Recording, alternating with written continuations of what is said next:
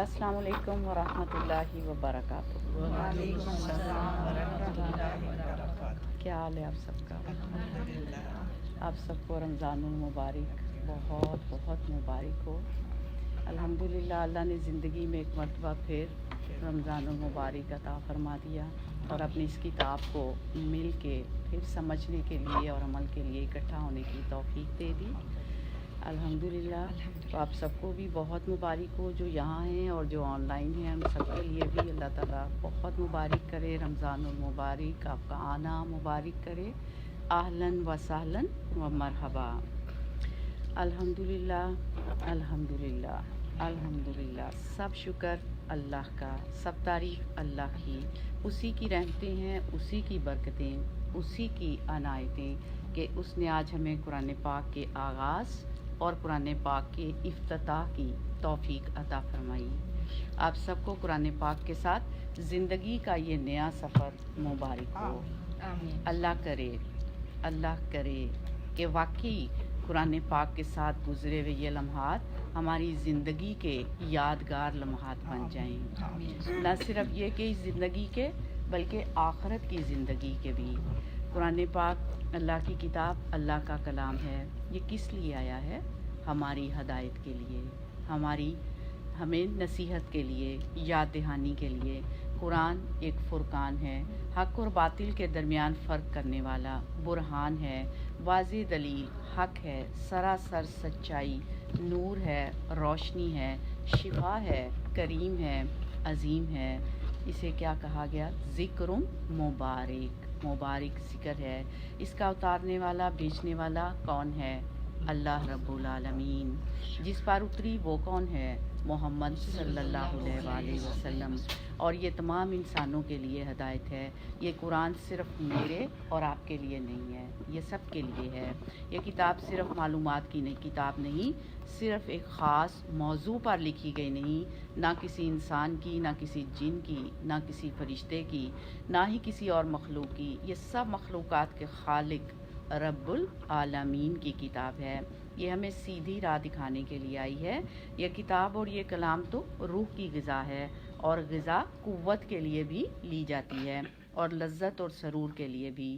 یہ کتاب ہماری روح کی غذا ہے، جس سے ہماری روح کو طاقت بھی ملے گی، وہ مضبوط ہوگی اور اس کے ساتھ ساتھ لذت اور سرور بھی پائے گی، سکون اور اطمینان قلب بھی نصیب ہوگا۔ قرآن پاک اللہ کی نعمتوں میں سے سب سے بڑی نعمت ہے، دنیا میں ملنے والی ہر نعمت سے بڑی نعمت ہے۔ یہ کتاب کوئی تاریخ کی کتاب نہیں، کوئی مسائل کی کتاب نہیں، قانون کی نہیں، صرف فضائل اور برکات کی کتاب نہیں۔ یہ تو احسن الحدیث ہے، یعنی سب سے بہترین کلام جو تمام علوم کا مجموعہ ہے۔ عبداللہ بن مسعود رضی اللہ عنہ نے کہا، جو علم حاصل کرنا چاہے، جو علم کا ارادہ رکھتا ہو، اسے چاہیے کہ وہ قرآن میں غور و فکر کرے، کیونکہ اس میں اولین اور آخرین کا علم ہے۔ سب کچھ اس کتاب میں سمو دیا گیا ہے۔ یہ حکمت بھری کتاب ہے، قرآن الحکیم۔ تو ہمیں قرآن کیوں پڑھنا ہے؟ ہم تو قرآن پڑھنے کے لیے جمع ہوئے ہیں نا، تو ہمیں پتہ ہونا چاہیے کہ ہمیں قرآن کیوں پڑھنا ہے۔ اس لیے تاکہ ہماری سوچ بیدار ہو، ہمارے دل جاگ اٹھیں، ہمارے ذہن کو غذا ملے، ہمارے اندر عبرت کی نگاہ پیدا ہو، ہمارا دل زندہ ہو جائے، ہمارے ذہن کھل جائیں، ہماری زندگی کو مقصد مل جائے۔ یہ کتاب ہمیں اپنے خالق کا تعارف بھی دیتی ہے اور مخلوق کے بارے میں سمجھاتی بھی ہے کہ اس کے ساتھ ہمارا رویہ اور ہمارا معاملہ کیسا ہونا چاہیے۔ یہ کتاب اللہ سے ملاقات کا ذریعہ ہے، اللہ سے بات کا طریقہ ہے، اور اس کتاب سے وہ ایمان پیدا ہوتا ہے، کون سا؟ جس کے ذریعے دل میں اللہ کی محبت پیدا ہو جاتی ہے۔ کیسی محبت؟ ایسی محبت کہ جس سے دل تڑپ اٹھتا ہے اور خود خالق ساری مخلوق سے بڑھ کر ہمارے دل میں اپنی جگہ بنا لیتا ہے۔ اسی لیے تو ہم سب اپنا اپنا بھاگم بھاگ پہنچے ہیں۔ تو یہ اللہ ہمارے دل میں پھر اپنی جگہ بنا لیتا ہے، اور یہی اصل مطلوب اور مقصود ہے۔ اس کتاب کو پڑھنے سے حقیقی معنوں میں دل میں اللہ کا خوف پیدا ہوتا ہے، اللہ کا تقویٰ آتا ہے۔ اللہ کا خوف تمام اعمال کو درست کرنے کی بنیاد ہے۔ یاد رکھیں، اللہ کا خوف تمام اعمال کو درست کرنے کی بیس ہے۔ اللہ کے خوف سے ہی تمام اعمال درست ہوتے ہیں۔ کیسا خوف؟ ایسا خوف کہ جس سے بدن کے رونگٹے کھڑے ہو جائیں، جس سے ہمارا تکبر ٹوٹ جائے، جس سے ہمارے اندر عاجزی اور انکساری پیدا ہو جائے۔ یہ کتاب ہمیں جنت کا شوق دلاتی ہے، یہ کتاب ہمیں جہنم سے ڈراتی ہے، ہماری زندگی کو آخرت اورینٹڈ زندگی بنا دیتی ہے۔ یہ دنیا سے آگے بڑھ کر بلند مقام کے لیے سوچ بناتی ہے، اور وہ بلند مقام کون سا ہے؟ جنت، جس کے لیے اللہ نے اپنے بندوں کو پیدا کیا۔ انسان جو اپنی مخلوق ہے، جس کو اللہ نے وقتی طور پر کسی اور کی خدمت کے لیے نہیں، اپنی عبادت کے لیے پیدا کیا، یہ کتاب اس کی رہنمائی کرتی ہے۔ اس کتاب کو ہمیں صرف اور صرف اللہ کی رضا کے لیے پڑھنا ہے، اور یہاں بیٹھے ہوئے ایک ایک لمحے کو اور ایک ایک منٹ کو بہت قیمتی جاننا ہے، اور اس سے بھرپور فائدہ اٹھانا ہے۔ اور ایک بات یاد رکھیں، ہم کبھی کسی کے مجبور کرنے سے یہاں نہ آئیں، ہم اپنے دل کی خوشی کے ساتھ آئیں، کیونکہ عمل وہی قبول ہے اور اجر اسی پہ ہے جو دل کی خوشی کے ساتھ کرتے ہیں۔ تو ہم اپنے دل کی خوشی کے ساتھ اس وقت کو گزاریں، اور اپنی نیت کو صرف اور صرف اس کے لیے خالص کر لیں۔ کس لیے؟ تاکہ وہ ہم سے راضی ہو جائے۔ کیوں؟ کیونکہ اگر وہ راضی ہو جائے تو سب کچھ ٹھیک ہے، اور اگر وہ راضی نہیں تو کچھ بھی ٹھیک نہیں۔ تو آئیں خالص نیت کے ساتھ اس کتاب کا مطالعہ کرتے ہیں۔ اللہ تعالیٰ سے دعا ہے کہ وہ واقعی ہمیں اس سے وہ کچھ سمجھا دے جو ہمیں سمجھنا چاہیے، ہمیں وہ دکھا دے جو ہمیں دیکھنا چاہیے، ہمیں اس بات پر ایمان عطا کر دے جس پر ہمیں ایمان لانا چاہیے، ان چیزوں کی طرف ہمارا رخ موڑ دے جن کی طرف ہمارا رخ ہونا چاہیے، ان چیزوں کی اہمیت ہمارے اندر اجاگر ہو جائے جن چیزوں کو ہمیں اہمیت دینی چاہیے۔ اور اللہ کرے، اللہ کریم کرے، اللہ سبحانہ و تعالیٰ کرے کہ اس کتاب کو پڑھنے کے بعد ہم ہر اس غیر ضروری چیز سے باز آ جائیں، ہر اس چیز سے اپنا رخ پھیر لیں جس سے نہ ہمیں دنیا میں کچھ فائدہ ہے اور نہ ہمیں آخرت میں کوئی فائدہ ہے۔ اس کتاب سے بہترین فائدہ اٹھانے کے لیے ہم اپنے لیے ایک گول یا ٹارگٹ مقرر کرتے ہیں، ایک معیار رکھتے ہیں کہ آج کے دن اور آخری دن کے درمیان، آغاز اور انتہا کے درمیان جو کچھ ہم سیکھیں، اس سے ہمیں کیا ملنا چاہیے، ہمارے اندر کیا آنا چاہیے، ہمیں کیا اچیو کرنا ہے۔ اس کو ایک لفظ میں بیان کروں گی، جو ہمیں چاہیے، جو ہمیں اچیو کرنا ہے، جو ہمارے اندر ہونا چاہیے، وہ ایک لفظ میں آپ کو اس کے ایک لفظ میں وہ سب بیان کروں گی، اور وہ ہے تقویٰ۔ اگر ہمارے اندر تقویٰ آ جاتا ہے نا، اللہ کا خوف پیدا ہو جاتا ہے۔ تقویٰ کیا ہے؟ اللہ کی محبت اور اللہ کا خوف، یہ ہمارے اندر آ جاتا ہے۔ اللہ کے بارے میں ہمارے احساسات اور ہمارا شعور زندہ ہو جاتا ہے، اور پھر ہماری زندگی اللہ کی طرف ڈھلنے لگتی ہے۔ تو گویا ہم نے اس کتاب سے واقعی فائدہ اٹھایا، اور اگر ہمارے اندر یہ کیفیت پیدا نہیں ہوتی تو پھر اس کا پڑھنا اور اس کتاب کا جاننا عام کتاب کی طرح ہی ہوگا۔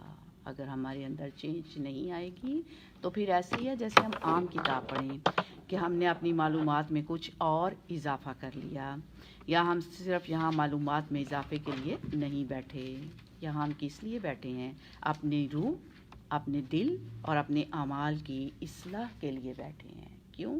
کیونکہ یہ کتاب شفا ہے، یہ کتاب اصلاح کا ذریعہ ہے۔ اللہ سے دعا ہے کہ وہ ہمیں وہی کچھ عطا کر دے جو ہماری ضرورت ہے اور جس پر ہماری کامیابی کا انحصار ہے۔ تو انشاءاللہ جو کچھ بھی ہم پڑھیں گے اپنے سامنے ایک لفظ رکھیں گے، کون سا؟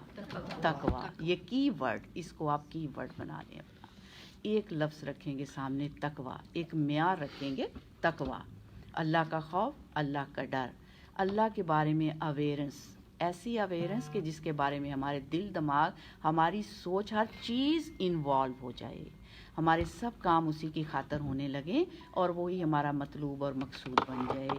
اسی معیار پہ ہم سب کو اپنے آپ کو پرکھنا ہے. اس لیے قرآن پاک میں جہاں جہاں تقویٰ کی آیات آئیں گی وہاں وہاں آپ ان کو ہائی لائٹ کرتے جائیں گے. جہاں بھی آئیں گی نا تقویٰ کی آیات پورے قرآن میں آپ اس کو ہائی لائٹ کرتے جائیں گے.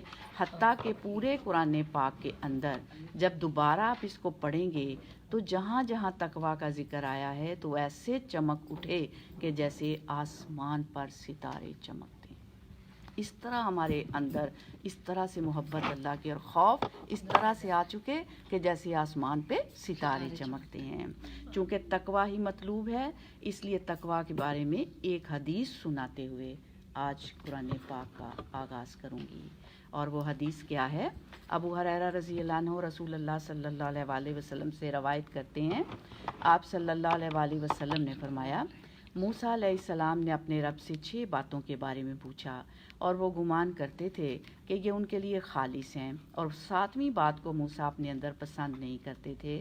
موسیٰ علیہ السلام نے کہا اے میرے رب تیرا کون سا بندہ سب سے زیادہ متقی ہے، یعنی سب سے زیادہ کس کے اندر تقویٰ ہے؟ تو اللہ سبحانہ و تعالیٰ نے فرمایا جو مجھے یاد رکھتا ہے اور مجھے بھولتا نہیں ہے. تو گویا تقویٰ کیا ہے؟ اللہ کی یاد ہر دم، ہر لمحہ، ہر وقت، ہر جگہ، ہر ایک کی یاد کے اوپر چھا جائے. موسیٰ علیہ السلام نے کہا تیرا کون سا بندہ بہت زیادہ ہدایت یافتہ ہے، یعنی سب سے زیادہ ہدایت اور سیدھی راہ پر کون ہے؟ تو اللہ تعالیٰ نے فرمایا جو آسمانی ہدایت کی پیروی کرتا ہے. گویا اس کتاب کو پڑھنا ہے کس لیے؟ کہ اس کی پیروی کی جائے، اس کو فالو کیا جائے، اس کے مطابق اپنی زندگی کو تبدیل کیا جائے. پھر موسیٰ علیہ السلام نے کہا تیرا کون سا بندہ سب سے زیادہ منصف ہے، یعنی سب سے زیادہ جسٹس ہے، بیسٹ جج کون سا ہے، کون سب سے زیادہ جسٹس کرنے والا ہے؟ تو اللہ تعالیٰ نے فرمایا جو لوگوں کے لیے اسی طرح فیصلہ کرتا ہے جس طرح اپنی ذات کے لیے فیصلہ کرتا ہے. تو گویا قرآن پاک پڑھ کر ہمارے اندر بھی یہ معیار آنا چاہیے کہ ہم دوسروں کے لیے وہی چاہیں جو ہم اپنے لیے چاہتے ہیں. اور انسانوں کے ساتھ ہمارا رویہ اسی صورت میں بہترین ہو سکتا ہے جب ہم ان کو اپنی طرح سمجھیں. اگر ہم نے ان کو اپنے سے حقیر سمجھا، اپنے سے چھوٹا سمجھا، کمتر سمجھا تو گویا ہمارے اندر بندگی کی خو نہ آئی، ہم اللہ کا مطلوب بندہ نہ بنے. پھر کہا موسیٰ علیہ السلام نے تیرا کون سا بندہ زیادہ علم والا ہے؟ تو اللہ تعالیٰ نے فرمایا جو علم سے سیر نہیں ہوتا، جو لوگوں کے علم کو اپنے علم کی طرف اکٹھا کرتا ہے. ایک طرف اللہ کی کتاب سے سیکھتا ہے اور دوسری طرف لوگوں سے بھی سیکھتا ہے. پھر موسیٰ علیہ السلام نے کہا تیرا کون سا بندہ زیادہ عزت والا ہے؟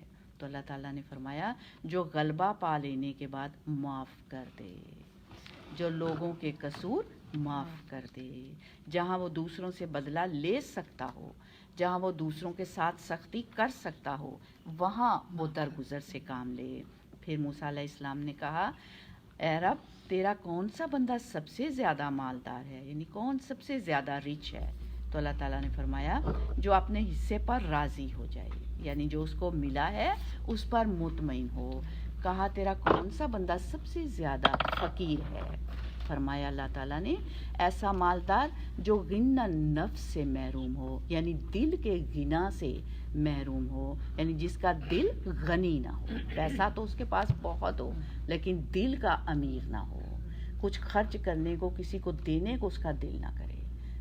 ہو اس کے پاس بہت مال و دولت لیکن وہ کسی کو دے نہ. یہ کیا تھا؟ جو سب سے زیادہ فقیر ہے، جو سب سے زیادہ فقیر ہے، فرمایا ایسا مالدار جو دل کے غنا سے محروم ہو، جس کا دل غنی نہ ہو، جس کا دل رچ نہ ہو. نبی صلی اللہ علیہ وآلہ وسلم نے فرمایا غنا یعنی دولت مندی مال سے نہیں ہوتی، غنا تو دل سے غنا ہے. جب اللہ کسی بندے کے حق میں بھلائی چاہتا ہے تو اس کے دل کو غنی کر دیتا ہے، اس کا دل مطمئن ہو جاتا ہے اور اس کے دل میں تقویٰ پیدا کر دیتا ہے. اسی لیے اللہ سبحانہ و تعالیٰ کو آپ کی بھلائی مقصود تھی تو وہ آپ کو قرآن کی اس مجلس میں لے آیا. الحمدللہ الحمدللہ. اور اگر اللہ کی رحمتیں رہیں تو انشاءاللہ تعالی یہی خزانہ لے کر اٹھنا ہے. کون سا؟ دل میں اللہ کی یاد اور محبت ہر چیز سے بڑھ جائے. تقوی ہر چیز سے بڑھ جائے. زندگی میں اللہ کی اہمیت ہر دوسری چیز سے زیادہ ہو جائے. اس کی محبت ہر چیز سے زیادہ ہو جائے. پھر فرمایا جب کسی بندے کے حق میں اللہ شر کا ارادہ رکھتا ہے، اس کے ساتھ یعنی برا کرنا چاہتا ہے، تو اس کی آنکھوں کے سامنے اس کا فقر رکھ دیتا ہے. کیسے؟ وہ ہر وقت غریبی کا رونا روتا رہتا ہے. یہ بھی نہیں میرے پاس، یہ بھی نہیں میرے پاس، یہ بھی نہیں میرے پاس، ہوتے ہوئے بھی وہ روتا رہتا ہے. فلاں بھی نہیں ہے، اچھا یہ تو ہو گیا، وہ نہیں ہے، وہ نہیں ہے. ہر وقت اس کا رونا روتا رہتا ہے. اور پھر جو شخص اس احساس کا شکار ہو جائے کہ اس کے پاس کچھ ہے ہی نہیں، پھر اس کا دل کسی چیز سے نہیں بھرتا، اس کے لیے کچھ بھی کافی نہیں ہوتا. ہاں، قرآن پاک شفا ہے ایسے تمام امراض کے لیے، ایسے تمام امراض کے لیے. لہٰذا ضروری ہے کہ ہم پوری یکسوئی کے ساتھ، محبت کے ساتھ، خلوص کے ساتھ اور اللہ سبحانہ و تعالیٰ کو حاضر و ناظر جانتے ہوئے اس کتاب کا مطالعہ کریں انشاءاللہ تعالیٰ.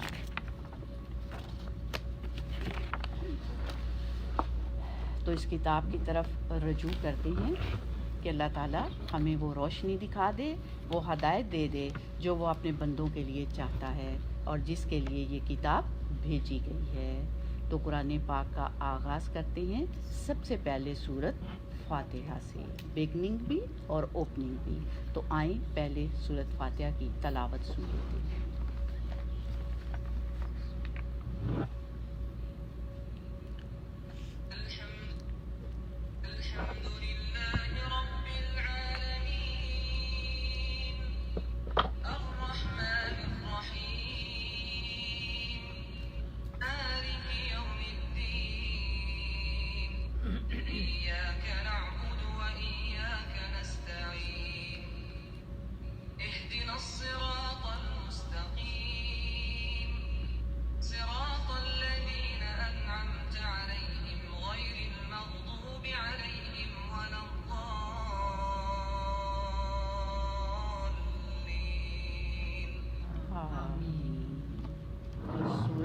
فاتحہ.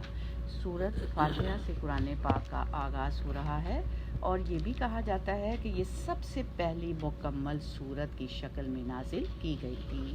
نبی صلی اللہ علیہ وآلہ وسلم کسی سفر میں تھے تو ایک آدمی آپ کے پاس اترا. وہ کہتا ہے کہ نبی صلی اللہ علیہ وآلہ وسلم نے اس کی طرف متوجہ ہو کر فرمایا کیا میں تمہیں قرآن کے افضل حصے کے بارے میں نہ بتاؤں؟ پھر آپ نے اس پر الحمدللہ رب العالمین کی تلاوت فرمائی. تو یہ سورت بے مثال سورت ہے. نبی صلی اللہ علیہ وآلہ وسلم نے فرمایا اللہ عز و جل نے ام القرآن یعنی فاتحہ جیسی سورت پوری تورات اور انجیل میں نازل نہیں فرمائی. یہی سبع المثانی یعنی بار بار دہرائی جانے والی 7 آیات ہیں. اور اللہ تعالیٰ فرماتے ہیں کہ یہی صورت میرے اور میرے بندے کے درمیان تقسیم شدہ ہے اور میرے بندے کو وہی ملے گا جو وہ مانگے گا. تو اس صورت کو پڑھنے والے کی دعا قبول ہوتی ہے. کوئی بھی کام ہو تو سورت فاتحہ پڑھ کر دعا مانگیں. یہ سورت ایک دعا ہے جس میں انسان اللہ سے مانگتا ہے اللہ تعالیٰ کی حمد و ثنا کے ساتھ. اور یہ قرآن پاک کی سب سے افضل سورت ہے. یہ سورت شفا بھی ہے. کس کے لیے؟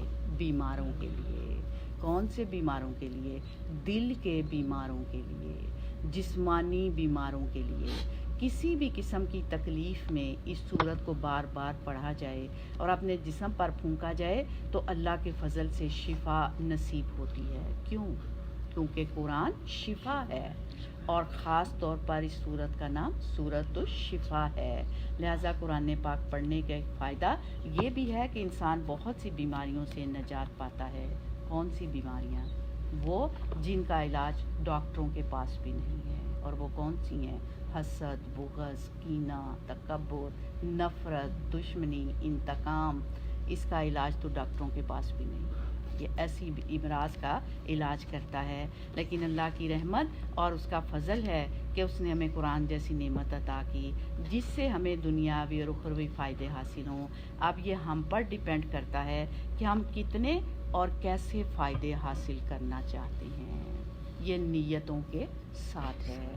انما الاعمال بالنیات. تو آغاز کرتے ہیں اللہ سبحانہ وتعالیٰ کی پناہ لیتے ہوئے، شیطان مردود سے بچتے ہوئے کہ وہ ہمارے دلوں میں وسوسے ڈالے اور ہمارے یقین میں کسی قسم کی کمی کرے.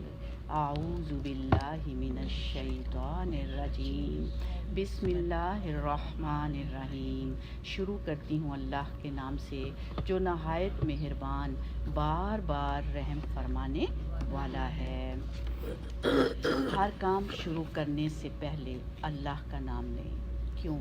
کیونکہ ہمارے نبی صلی اللہ علیہ وسلم نے فرمایا جس کام کی ابتدا اللہ کے نام سے نہ کی جائے وہ بے برکت اور نامکمل ہے. تو اس لیے کوئی بھی کام کریں، کوئی بھی کام، کچھ کھانے والا، کچھ پہننے والا، کچھ پکڑنے والا، کچھ رکھنے والا، کچھ بیس لگانی ہے، کوئی میک اپ کرنا ہے، کچھ بھی کرنا ہے، جو بھی کام کرنا ہے تو سب سے پہلے کیا پڑھیں؟ بسم اللہ الرحمن الرحیم. تاکہ جو کچھ ہم پہنیں، جو کچھ ہم کھائیں، جو کچھ ہم لگائیں، جو کچھ ہم اٹھائیں، جو کچھ ہم رکھیں وہ سب برکت سے بھر جائے، اس میں برکت پیدا ہو جائے. تو شروع کرتے ہیں بسم اللہ الرحمن الرحیم. سورۃ الفاتحہ. الحمدللہ. سب تعریف اللہ کے لیے. کیوں تعریف؟ اس لیے کہ وہ ہے اللہ ہمارا معبود جس کے ہیں اچھے اچھے نام، اچھی اچھی صفات. وہی ہمارا خالق، وہی ہمارا مالک، اور صرف ہمارا ہی نہیں ہے، بالعالمین. وہ رب العالمین بھی ہے، سب کا رب ہے، صرف ہمارا ہی نہیں، سب کا رب. اس مخلوق کا بھی جو سمندروں میں ہے اور اس کا بھی جو فضاؤں میں ہے، پوری کائنات کا رب، پوری کائنات کا رب. اور اتنی زبردست قوت والا ہونے کے باوجود وہ کیسا ہے؟ الرحمن الرحیم. بہت مہربان، نہایت رحم فرمانے والا. دنیا میں دیکھیں آپ، جس کے پاس تھوڑا سا بھی اختیار آ جائے اس کے دل سے رحم چلا جاتا ہے. وہ لوگوں پر جبر کرنے لگ جاتا ہے، اپنی اتھارٹی کا روب جمانے لگ جاتا ہے. لیکن اللہ سبحانہ وتعالیٰ ہر چیز کا مالک ہونے کے باوجود سب سے زیادہ مہربان ہے اور بار بار رحم فرماتا ہے. سب سے زیادہ شفیق اور بار بار رحم فرمانے والا. صرف ایک بار نہیں، ہر بار بار ہم اپنی ہر غلطی اور کوتاہی کے بعد جب اس کی طرف رجوع کرتے ہیں تو وہ ہم سے خوش ہو جاتا ہے، سب سے زیادہ وہ ہم سے خوش ہو جاتا ہے. پھر فرمایا مالک یوم الدین. وہ مالک ہے بدلے کے دن کا، صرف دنیا کا نہیں، آخرت کا بھی مالک. تو پھر ہمیں کیا کرنا چاہیے؟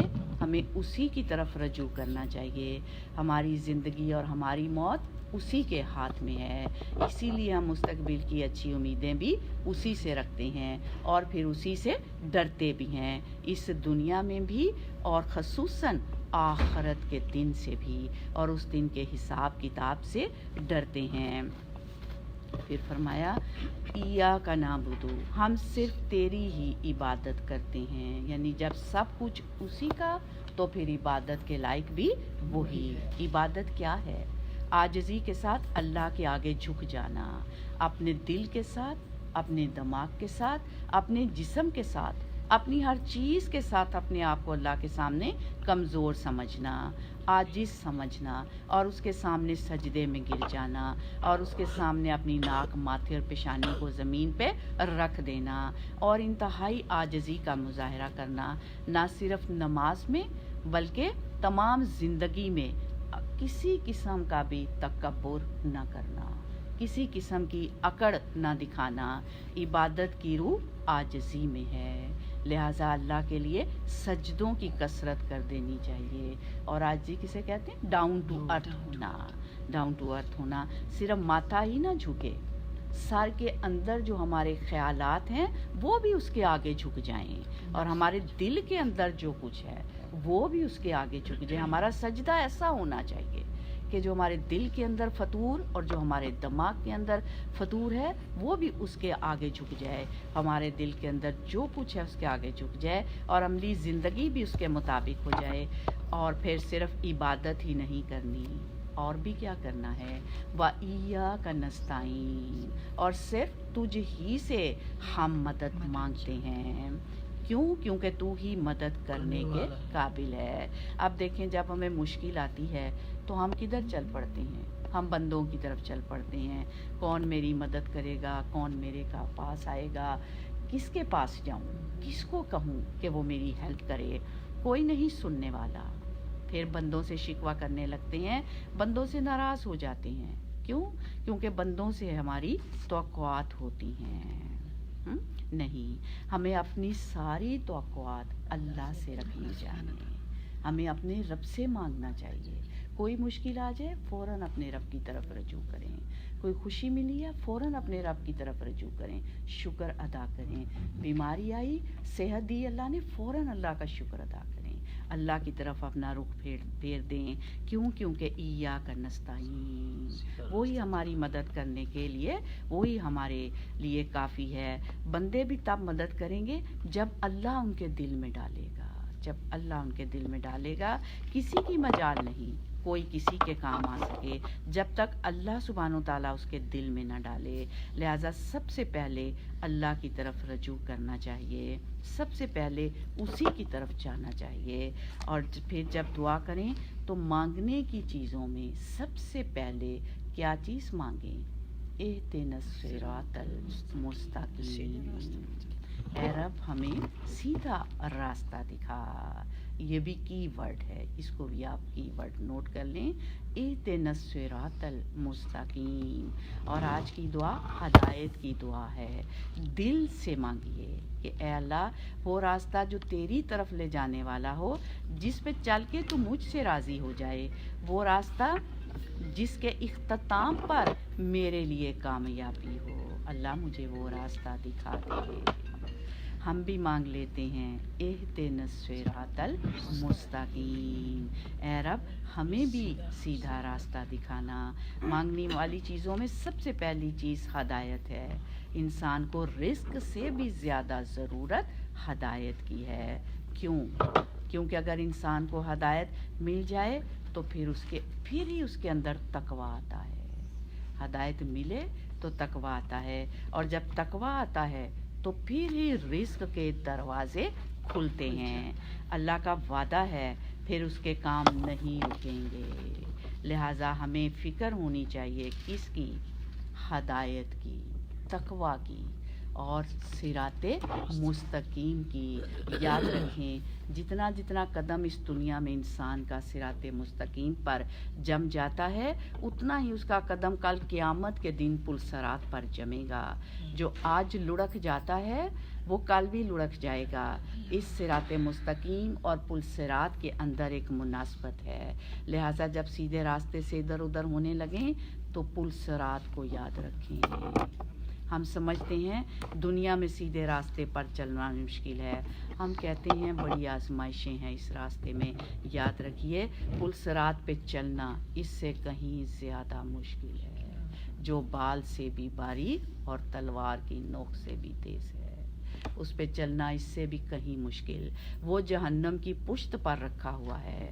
جس رفتار سے انسان دنیا میں صراط مستقیم پر چلے گا نا، اسی رفتار سے وہ پل صراط پر چلے گا. تو انسان اس دنیا میں سیدھے راستے پر اپنی رفتار کا جائزہ لے، اپنے بارے میں سوچئے ہم اس راستے پر کس شوق سے چل رہے ہیں، اس راستے پر ہماری دوڑ کیسی ہے.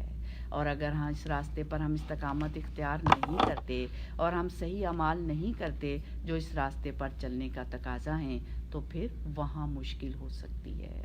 تو یاد رکھیے پل صراط کو عبور کرنے کی تیاری دنیا میں ہی کرنی ہے. آخرت کی تیاری، درجات کی بلندی لینے کے لیے دنیا میں اس کی تیاری کرنی ہے. اللہ تعالیٰ سے دعا ہے کہ وہ ہمیں اس تیاری کی توفیق دے. آمین. تو دل سے مانگیے، اہدنا الصراط المستقیم، اپنے دل سے، دل کے اندر سے یہ آواز اٹھے، اہدنا الصراط المستقیم. اور یہ دعا مانگتے ہوئے اپنے سامنے پل صراط بھی رکھیے. اس دعا کو مانگتے ہوئے ہمیشہ اپنے سامنے پل صراط بھی رکھیے کہ یا اللہ ہمارا یہ سفر پل صراط کے اختتام تک امن و امان اور عافیت کے ساتھ ہو. ہم اس راستے سے بھٹکے نہیں. شیطان جو گناہوں کو ہمارے لیے خوبصورت بنا کے رکھ دیتا ہے، ہم اس بہکاوے میں نہ آئیں. یا رب تو ہماری حفاظت کرنا اور خیر و عافیت کے ساتھ دنیا بھی اختتام تک پہنچے اور پل صراط کا سفر بھی، اور تو ہمیں جنت الفردوس تک پہنچ جانا ہے رب. ضرور ہمیں جنت الفردوس تک بھی پہنچانا اور اپنے دیدار سے بھی نوازنا. دل سے مانگیں یا اللہ ہمیں اپنے دیدار سے بھی نوازنا. یا اللہ جس طرح تو نے اس کتاب کو ہمارے لیے آسان کر دیا ہے، اس پر عمل کرنا بھی ہمارے لیے آسان کر دے اور جنت تک پہنچنا بھی آسان کر دے. پھر ایک دفعہ دل سے مانگ لیتے ہیں، اہدنا الصراط المستقیم. پھر فرمایا تو سیدھا راستہ کیا ہے؟ صراط الذین انعمت علیہم، ان لوگوں کا راستہ جن پر تو نے انعام کیا، یعنی جن سے تو راضی ہو گیا. اور وہ کون ہیں؟ انبیاء، صدیقین، شہداء، صالحین. اللہ ہمیں بھی اسی راستے پر چلا جن پر تیری رحمتیں برستی ہیں، جن پر تیرے انعامات ہوتے ہیں. ہمیں بھی انہی میں شامل فرما. آمین. پھر فرمایا غیر المغضوب علیہم، ان کا نہیں ہمیں راستہ چاہیے جن پر تیرا غضب ہوا، یعنی جن سے تو ناراض ہوا.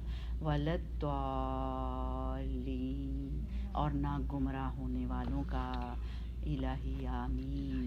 اے اللہ ہمیں بھٹکنے سے بچا لینا. آمین. اللہ ہماری دعائیں قبول فرما لینا. آمین. سورۃ البقرہ آغاز کرنے سے پہلے اس کی تلاوت چند آیات سن لیتے ہیں. بسم اللہ الرحمن الرحیم. الف لام میم. ذلك الكتاب لا ريب فيه هدى للمتقين الذين يؤمنون بالغيب ويقيمون الصلاة ومما رزقناهم ينفقون والذين يؤمنون بما أنزل إليك وما أنزل من قبلك وبالآخرة هم يوقنون أولئك على هدى من ربهم وأولئك هم المفلحون. سورۃ البقرہ. نبی صلی اللہ علیہ وسلم نے فرمایا سورۃ البقرہ پڑھا کرو کیونکہ اس کا پڑھنا باعث برکت ہے، اس کو چھوڑنا باعث حسرت ہے. اس کو پڑھنے والے پر جادوگر قدرت نہیں پا سکتے، یعنی شیاطین اس سورت سے بھاگتے ہیں. سورۃ البقرہ قرآن پاک کی برہان ہے، یعنی بلند حصہ ہے. نبی صلی اللہ علیہ وسلم نے فرمایا ہر چیز کی ایک کوہان ہوتی ہے. کوہان ہوتا ہے اوپر کا حصہ، اور قرآن کی کوہان سورۃ البقرہ ہے. اور جب شیطان سورۃ البقرہ کی تلاوت سنتا ہے تو وہ اس گھر سے نکل جاتا ہے جس گھر میں سورۃ البقرہ کی تلاوت کی جا رہی ہو. ایک اور روایت میں آتا ہے یقیناً وہ گھر جس میں سورۃ بقرہ پڑھی جاتی ہے اس میں شیطان داخل نہیں ہوتا. کون شیطان؟ جو انسان کا دشمن ہے اور انسان کے لیے ہر دم ایسے منصوبے بناتا رہتا ہے جس سے انسان کی دنیا بھی برباد ہو اور انسان کی آخرت بھی برباد ہو. وہ کھلا دشمن ہے، تو اس سے بچاؤ کے لیے یہ سورت بہترین ہے. تو اس کے لیے بہترین طریقہ کیا ہے پڑھنے کا؟ کہ آپ روزانہ قرآن پاک کا جو بھی حصہ پڑھیں اسے پڑھتے چلے جائیں، لیکن ساتھ الگ سے سورت بقرہ بھی شروع رکھا کریں. یعنی 2 پیجز رائٹ اور لیفٹ اپنی تلاوت میں شامل کر لیں.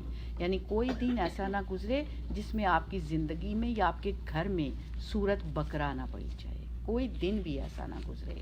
تو اس پر اگر آپ عمل کریں گے تو ہو سکتا ہے کہ آپ 10 دن میں ختم کر لیں, 15 دن میں, مہینے میں کر لیں, لیکن سورت بقرہ کا کچھ حصہ روزانہ پڑھیں. اور اگر آپ پوری نہیں پڑھ سکتے ہیں تو بہت ہی اچھا ہے, اگر پوری پڑھ سکیں تو بہت اچھا. یاد رکھیں جو ارادہ کر لے نا, اللہ اس کو توفیق بھی دے دیتا ہے. کمی کہاں پہ ہوتی ہے؟ ہمارے ارادوں میں. کمی کہاں پہ ہوتی ہے؟ ہماری نیتوں میں, ہمارے ارادوں میں, وہاں پہ ہوتی ہے. اللہ تو توفیق دے دیتے ہیں جب ہم پورے ارادے کے ساتھ جو کام کرنا چاہتے ہیں. تو ہم ارادہ کر لیں گے نا کہ اب ہم نے انشاءاللہ تعالی جب تک ہماری زندگی ہے ہم نے روزانہ سورت بقرہ گھر میں ضرور پڑھنی. چاہے 1 پیج پڑھیں, ایک قرآن کی جو تلاوت جو آپ نے شروع کیا ہوا ہے نا پڑھنا وہ بھی پڑھتے جائیں, لیکن اس کے ساتھ 1 پیج یا 2 پیج ضرور روزانہ سورت بقرہ کے پڑھیں, تاکہ شیطان ہمارے گھروں میں داخل نہ ہونے پائے, شیطان ہماری زندگی میں داخل نہ ہونے پائے, اور اللہ تعالیٰ اسے ہم سے دور رکھے. ابو ہریرہ رضی اللہ عنہ سے روایت ہے, نبی صلی اللہ علیہ وآلہ وسلم نے فرمایا, تم اپنے گھروں کو قبرستان نہ بناؤ, کیونکہ شیطان اس گھر سے بھاگ جاتا ہے جس گھر میں سورت بقرہ کی تلاوت کی جاتی ہے. تو اس لیے یہ معمول بنا لیں اپنا, سورت بقرہ کی تلاوت. شروع کرتی ہوں اللہ کے نام سے جو بہت مہربان اور نہایت رحم فرمانے والا ہے. فرمایا, الف لام میم ذالک الکتاب لا ریب فیہ, یہ وہ کتاب ہے جس میں کوئی شک نہیں, اس لیے پورے یقین اور اعتماد کے ساتھ اس کو کھولیے, اس کو پڑھیے اور اس کو سنیے دل کھول کر. کس لیے آئی ہے؟ ھدی للمتقین, ہدایت ہے متقین کے لیے. تو گویا متقیوں کو بھی ہدایت کی ضرورت ہوتی ہے. بعض اوقات ہم سوچتے ہیں ہمارے دل میں تو اللہ کا ڈر ہے, ہمارے دل میں تو اللہ کی محبت ہے, بالکل بیجا, ہمیں یقین ہے, لیکن آپ اس مقام پر پہنچ کر بھی قرآن پاک سے بے نیاز نہیں ہو سکتے, اس کو چھوڑ نہیں سکتے, اس سے دور نہیں ہو سکتے, چاہے دل میں کتنا بھی اللہ کا خوف اور کتنی بھی محبت آ جائے. اللہ کی اس کتاب سے بے نیاز نہیں ہو سکتے, اس کتاب کو نہیں چھوڑ سکتے, اس سے دور نہیں ہو سکتے. کیوں؟ کیونکہ یہ تو ہماری روح کی غذا ہے, اور روز ہم کھانا کس لیے کھاتے ہیں؟ اپنے جسم کو طاقت دینے کے لیے. تو یہ بھی ہماری روح کی غذا ہے, تو اس کو بھی نہیں چھوڑنا. اور کون ہے متقی؟ کس کو یہ ہدایت دیتی ہے؟ فرمایا, الذین یؤمنون بالغیب, وہ جو غیب پر ایمان لاتے ہیں. ایمان پہلی شرط ہے ہدایت کے لیے بھی اور تقویٰ کے لیے بھی. اور اس کی پہلی علامت کیا ہے؟ وَيُقِيمُونَ الصَّلَاةَ, اور وہ نماز قائم کرتے ہیں. وَمِمَّا رَزَقْنَاهُمْ يُنْفِقُونَ, اور جو رزق ہم نے ان کو دیا ہے اس میں سے وہ خرچ کرتے ہیں. بندوں کے ساتھ ان کا معاملہ کیسا ہے؟ وہ دینے والے لوگ ہیں, وہ کھلے دل کے مالک ہیں, وہ کھلے ہاتھ والے ہیں, وہ دوسروں کی ضروریات کو محسوس کرتے ہیں. جو کچھ بھی ان کے پاس ہے وہ اس کو صرف اپنا نہیں سمجھتے, وہ اس پر بخل نہیں کرتے, وہ اسے دوسروں کے ساتھ بھی شیئر کرتے ہیں. خواہ وہ رزق ہے, خواہ وہ علم ہے, خواہ وہ اچھی سوچ ہے, خواہ کوئی پاس وہ ہیں ریسیپیز ہیں اچھی اچھی ڈشز بنانے کی, کچھ بھی ہے, وہ کوئی بھی چیز جو اللہ نے ان کو عطا کی ہے جس میں وہ ایکسپرٹ ہیں یا ان کے پاس وہ ہے, تو وہ اسے دوسروں کو بھی دیتے ہیں. متقی صرف نماز ہی نہیں پڑھتا, وہ لوگوں کے ساتھ بھی بہترین معاملات کرتا ہے, وہ دینے والا ہوتا ہے. لہٰذا نیت کر لیں کہ دینے والے بن جائیں. اوپر والا ہاتھ نیچے والے ہاتھ سے بہتر ہوتا ہے, تو دینے والے بن جائیں. جو اللہ نے ہمیں دیا دوسروں میں بانٹنے والے بن جائیں. جو دینے والا ہوتا ہے وہ سب سے بڑھ کر پانے والا ہوتا ہے. دینے والے کو کبھی بھی کمی نہیں آتی, دینے والے کو کبھی کمی نہیں آتی. تو اس لیے کیا کرنا ہے؟ دینے والا بن جانا ہے۔ پھر فرمایا والذین یؤمنون بما انزل الیک وما انزل من قبلک، اور وہ جو ایمان لاتے ہیں اس پر جو آپ پر نازل کیا گیا، یعنی قرآن اور دیگر کتابیں اور صحائف، نبی صلی اللہ علیہ وآلہ وسلم کے سے پہلے جو کتابیں تورات، زبور، انجیل وغیرہ نازل ہوئی ان پر بھی ایمان رکھتے ہیں، اور جو نبی صلی اللہ علیہ وسلم پر نازل کیا گیا اس پر بھی، قرآن پاک پر بھی اور دیگر کتابوں اور صحائف پر بھی۔ فرمایا وبالآخرۃ ھم یوقنون، اور وہ آخرت پر یقین رکھتے ہیں، وہ جانتے ہیں کہ یہ زندگی ہمیشہ کے لیے نہیں ہے، انہیں مر کر اللہ کی طرف لوٹنا ہے، اور پھر ہمیشہ کی زندگی وہاں شروع ہوگی۔ وہ اس زندگی میں زندہ رہنے کے لیے، اس زندگی میں انجوائے کرنے کے لیے یہاں جی رہے ہیں اور اس کی تیاری کر رہے ہیں۔ کیونکہ آخرت پر یقین کا مطلب ہی یہ ہے کہ انسان پھر اس کو اپنا گول بنائے، وہاں کی خوشیاں، اللہ کا دیدار پانے کے لیے یہاں پر صبر سے کام لیتے ہوئے تیاری کرے، یہاں سے تیاری کرے۔ پھر فرمایا اولئک علی ھدی من ربہم واولئک ھم المفلحون، یہی لوگ اپنے رب کی طرف سے ہدایت پر ہیں اور یہی لوگ دراصل فلاح پانے والے ہیں، یعنی ہدایت بھی انہی کے حصے میں، کامیابی بھی انہی کے حصے میں۔ تو آپ دیکھیے جو ہدایت ہم نے سورۃ فاتحہ میں مانگی، وہ ہدایت اس کتاب کو پڑھ کر یہاں ملتی ہے، اس کتاب کے سے تعلق مضبوط کر کے، اور جب ہدایت ملتی ہے تو پھر کامیابی بھی نصیب ہوتی ہے۔ تو ہدایت کے ساتھ کامیابی ہے، لہٰذا اس کتاب کو، ہدایت کی کتاب کو کامیابی کا نسخہ سمجھنا ہے۔ لیکن کچھ لوگ ایسے بھی ہیں جو اس کو نہیں مانتے۔ فرمایا ان الذین کفروا سواء علیہم اانذرتہم ام لم تنذرہم، بے شک جن لوگوں نے کفر کیا ان کے لیے برابر ہے کہ آپ انہیں ڈرائیں یا نہ ڈرائیں، لا یؤمنون، وہ ایمان نہیں لائیں گے۔ کیوں؟ کیونکہ ختم اللہ علی قلوبہم وعلی سمعہم وعلی ابصارہم غشاوہ، کیونکہ اللہ نے ان کے دلوں اور ان کے کانوں پر مہر لگا دی ہے، اور ان کی آنکھوں پر پردہ ہے، اور ان کے لیے بہت بڑا عذاب ہے۔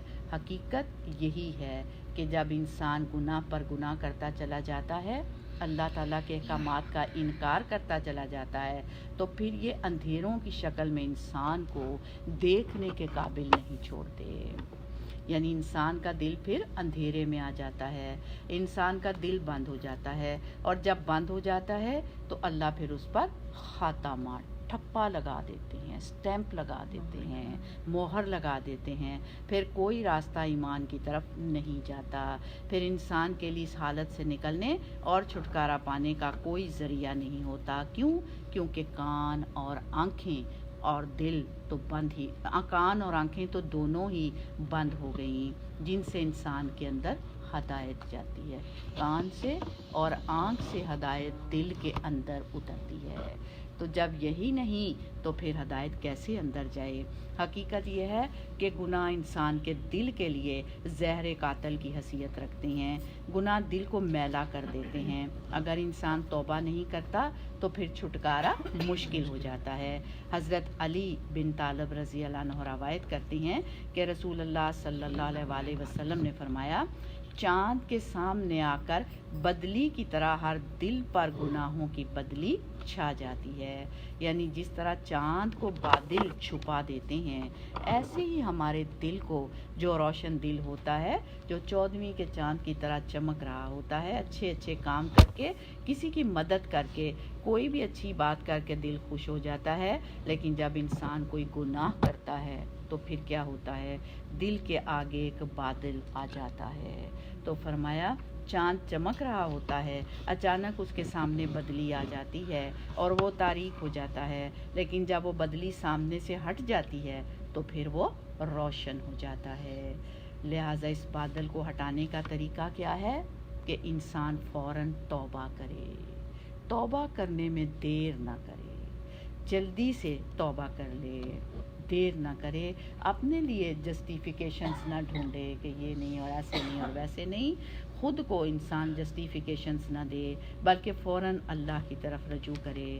لیکن کچھ ایسے لوگ بھی ہیں جو فوراً انکار نہیں کرتے، جو بیچ کی راہ رکھتے ہیں۔ سنیے ان کے بارے میں اللہ سبحانہ وتعالیٰ کیا فرماتے ہیں۔ اللہ سبحانہ وتعالیٰ فرماتے ہیں، اور لوگوں میں سے کچھ ایسے بھی ہیں جو کہتے ہیں کہ ہم اللہ اور آخرت کے دن پر ایمان لائے، حالانکہ وہ مومن نہیں ہیں، ان کے دل ان کا ساتھ نہیں دیتے۔ اللہ سبحانہ وتعالیٰ ان کو مومن نہیں مانتے، خود کو وہ مومن کہتے ہیں لیکن اللہ سبحانہ وتعالیٰ ان کو مومن نہیں مانتے۔ کیوں؟ کیونکہ یخادعون اللہ والذین آمنوا وما یخدعون الا انفسهم وما یشعرون، وہ صرف اپنے آپ کو دھوکہ دے رہے ہیں اور وہ اس کا شعور بھی نہیں رکھتے، انہیں اس بات کا احساس بھی نہیں کہ وہ غلط کر رہے ہیں۔ یاد رکھیں یہ بھی منافقت کی علامت ہے کہ انسان کو اپنی غلطی کا بھی احساس نہ ہو۔ یہ سب سے بڑا دھوکہ ہے جو انسان خود کو دیتا ہے، اپنی غلطی کو نہ جاننا، اپنی غلطی کو نہ ماننا اور اپنی غلطی کا اعتراف نہ کرنا۔ لہٰذا ہم سب بھی اپنا اپنا جائزہ لیں، قرآن کی ہر آیت کے ساتھ، ہر آیت کے ساتھ۔ پھر فرمایا فی قلوبہم مرض، ان کے دلوں میں ایک بیماری ہے، ایک مرض ہے۔ کون سی بیماری؟ دنیا کی محبت کی بیماری، یہ دنیا کی حرص کی بیماری ان کے دلوں میں ہے، آخرت سے غفلت کی بیماری۔ تو جب انسان دنیا میں ڈوب جاتا ہے اور آخرت کو بھلا دیتا ہے تو پھر اللہ انسان کو اس کے نفس کے حوالے کر دیتا ہے اور اس کی بیماری کو بڑھا دیتا ہے۔ ایسا انسان اور ایسا دل پھر دنیا کی پریشانیوں سے فارغ ہوتا ہی نہیں کہ اللہ کی طرف رجوع کر سکے۔ لہٰذا نتیجہ کیا نکلتا ہے؟ تو اللہ نے ان کے مرض کو اور زیادہ کر دیا۔ کیوں؟ کیونکہ جب کسی مرض کا علاج نہ کیا جائے تو وہ مرض بڑھتی چلی جاتی ہے۔ وَلَهُمْ عَذَابٌ أَلِيمٌ بِمَا كَانُوا يَكْسِبُونَ، اور ان کے لیے المناک عذاب ہے اس لیے کہ وہ جھوٹ بولتے ہیں۔ نبی صلی اللہ علیہ وآلہ وسلم نے اپنی امت کو خبردار کیا تھا کہ میری امت کو بھی پچھلی امتوں کی بیماری لگ جائے گی۔ صحابہ کرام نے پوچھا کہ یا رسول اللہ امتوں کی بیماری کا کیا مطلب ہے؟ تو آپ نے فرمایا اترانا، تکبر کرنا، زیادہ مال جمع کرنے کی حرص کر رکھنا، دنیا میں فریب سے کام لینا، دوسروں کو دھوکہ دینا، بیوقوف بنانا، بغض کرنا اور حسد کرنا، یہاں تک کہ بغاوت اور ظلم ہو جائے، یعنی کسی پر ظلم کرنے سے بھی پرہیز نہ کرنا۔ یہ ہیں دلوں کی بیماریاں جو انسان کے ایمان کو کمزور کرتی ہیں اور انسان کے ایمان کو کس کی طرف دھکیلتی ہیں؟ منافقت کی طرف۔ اور جب انسان کے اندر منافقت آ جاتی ہے تو پھر کیا ہوتا ہے؟ پھر سچائی ختم ہو جاتی ہے، پھر سچ بولنا ختم ہو جاتا ہے، پھر اس کی زندگی کس چیز کا مجموعہ بن جاتی ہے؟ جھوٹ کا، کیونکہ منافقت کی بیس کیا ہے؟ جھوٹ۔ تو پھر اس کی زندگی جھوٹ کا مجموعہ بن جاتی ہے، دکھاوے کا، ظاہر کچھ باطن کچھ، کسی کے سامنے کچھ، کسی اور کے سامنے کچھ۔ ایسے شخص کو پھر اپنی غلطیوں کا بھی احساس نہیں ہوتا کہ وہ کیا کر رہا ہے، حالانکہ دوسرے لوگ اس کی مشکل دیکھ رہے ہوتے ہیں لیکن وہ خود نہیں جانتا، خود کو وہ نہیں اس چیز کے بارے میں اپنے اندر اس احساس کو نہیں جگاتا۔ فرمایا اور جب ان سے کہا جاتا ہے کہ زمین میں فساد نہ کرو، کیوں؟ کیونکہ ایسی حرکتوں سے فساد اور بگاڑ ہوتا ہے، یعنی جب انسان دوسروں کو دھوکہ دیتا ہے تو اس کے نتیجے میں پھر کیا ہوتا ہے؟ فساد اور بگاڑ ہوتا ہے۔ تو فرمایا تو وہ کہتے ہیں کہ ہم تو اصلاح کرنے والے ہیں، ہم تو سب کو خوش رکھنے والے ہیں، ہم تو ایسے کر کے سب کو خوش رکھتے ہیں، بھئی ہم نہیں کسی سے ناراض کسی کو کرتے، ہم تو سب کو خوش رکھتے ہیں۔ فرمایا خبردار، بے شک یہی لوگ فساد کرنے والے ہیں لیکن وہ شعور نہیں رکھتے، انہیں احساس ہی نہیں کہ وہ کتنا غلط کام کر رہے ہیں۔ اور فرمایا جب ان سے کہا جاتا ہے ایمان لاؤ جس طرح لوگ ایمان لائے ہیں، یعنی صحابہ کرام کی طرح ایمان لاؤ، تو کہتے ہیں کیا ہم ایمان لائیں جس طرح وہ بے وقوف ایمان لائے ہیں، یعنی سچے اور مخلص لوگ جو دین کی خاطر قربانیاں کرنے والے لوگ، انہیں کیا نظر آتے ہیں؟ بے وقوف نظر آتے ہیں۔ یعنی صحابہ کرام پھر فرمایا خبردار، یقیناً یہ خود ہی بے وقوف ہیں لیکن وہ جانتے نہیں، اور یہ لوگ جب ان سے ملتے ہیں جو ایمان لائے تو کہتے ہیں کہ ہم ایمان لے آئے ہیں، اور جب اپنے شیطانوں کے پاس تنہا ہوتے ہیں تو کہتے ہیں کہ یقیناً ہم تمہارے ساتھ ہیں، ہم تو صرف مذاق کرتے ہیں، ہم تو صرف ان کو بیوقوف بنا رہے ہیں۔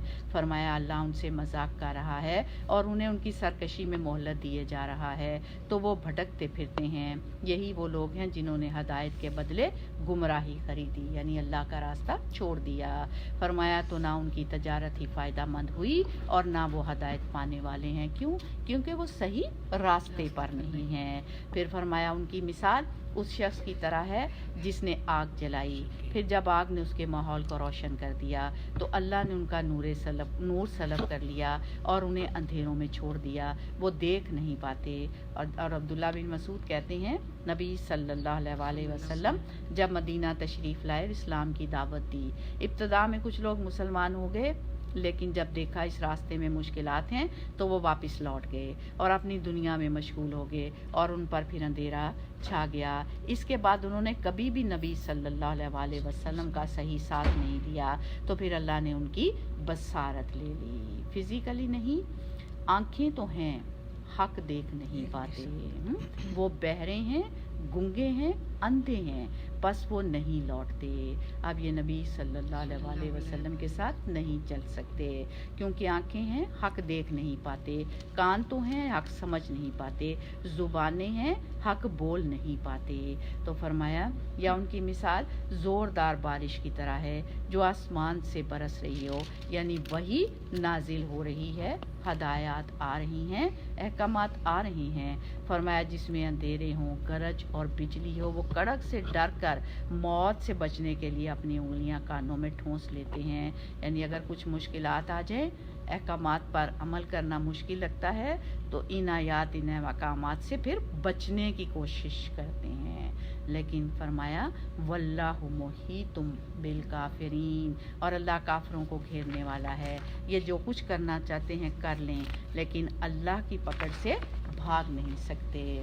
پھر فرمایا قریب ہے کہ بجلی ان کی آنکھوں کی روشنی لے جائے، جب بھی بجلی ان کے لیے روشنی کرتی ہے تو وہ اس میں چل پڑتے ہیں، یعنی دین کے جو احکامات آسان ہیں ان پر تو عمل کر لیتے ہیں، جہاں مشکل آئی وہیں ترقی کا سفر رک جاتا ہے، ایک سینٹر لمٹ سے آگے نہیں، ایک سرٹن لمٹ سے یہ آگے نہیں جاتے۔ فرمایا اور جب ان پر اندھیرا کرتی ہے تو وہ کھڑے ہو جاتے ہیں، کھڑے رہ جاتے ہیں، اور اگر اللہ چاہتا تو ان کے کانوں اور ان کی آنکھوں کو لے جاتا، بے شک اللہ ہر چیز پر قادر ہے، یعنی ابھی بھی ان کے لیے توبہ کا دروازہ کھلا ہے، یہ اگر سیدھے راستے پر آنا چاہیں تو آ جائیں۔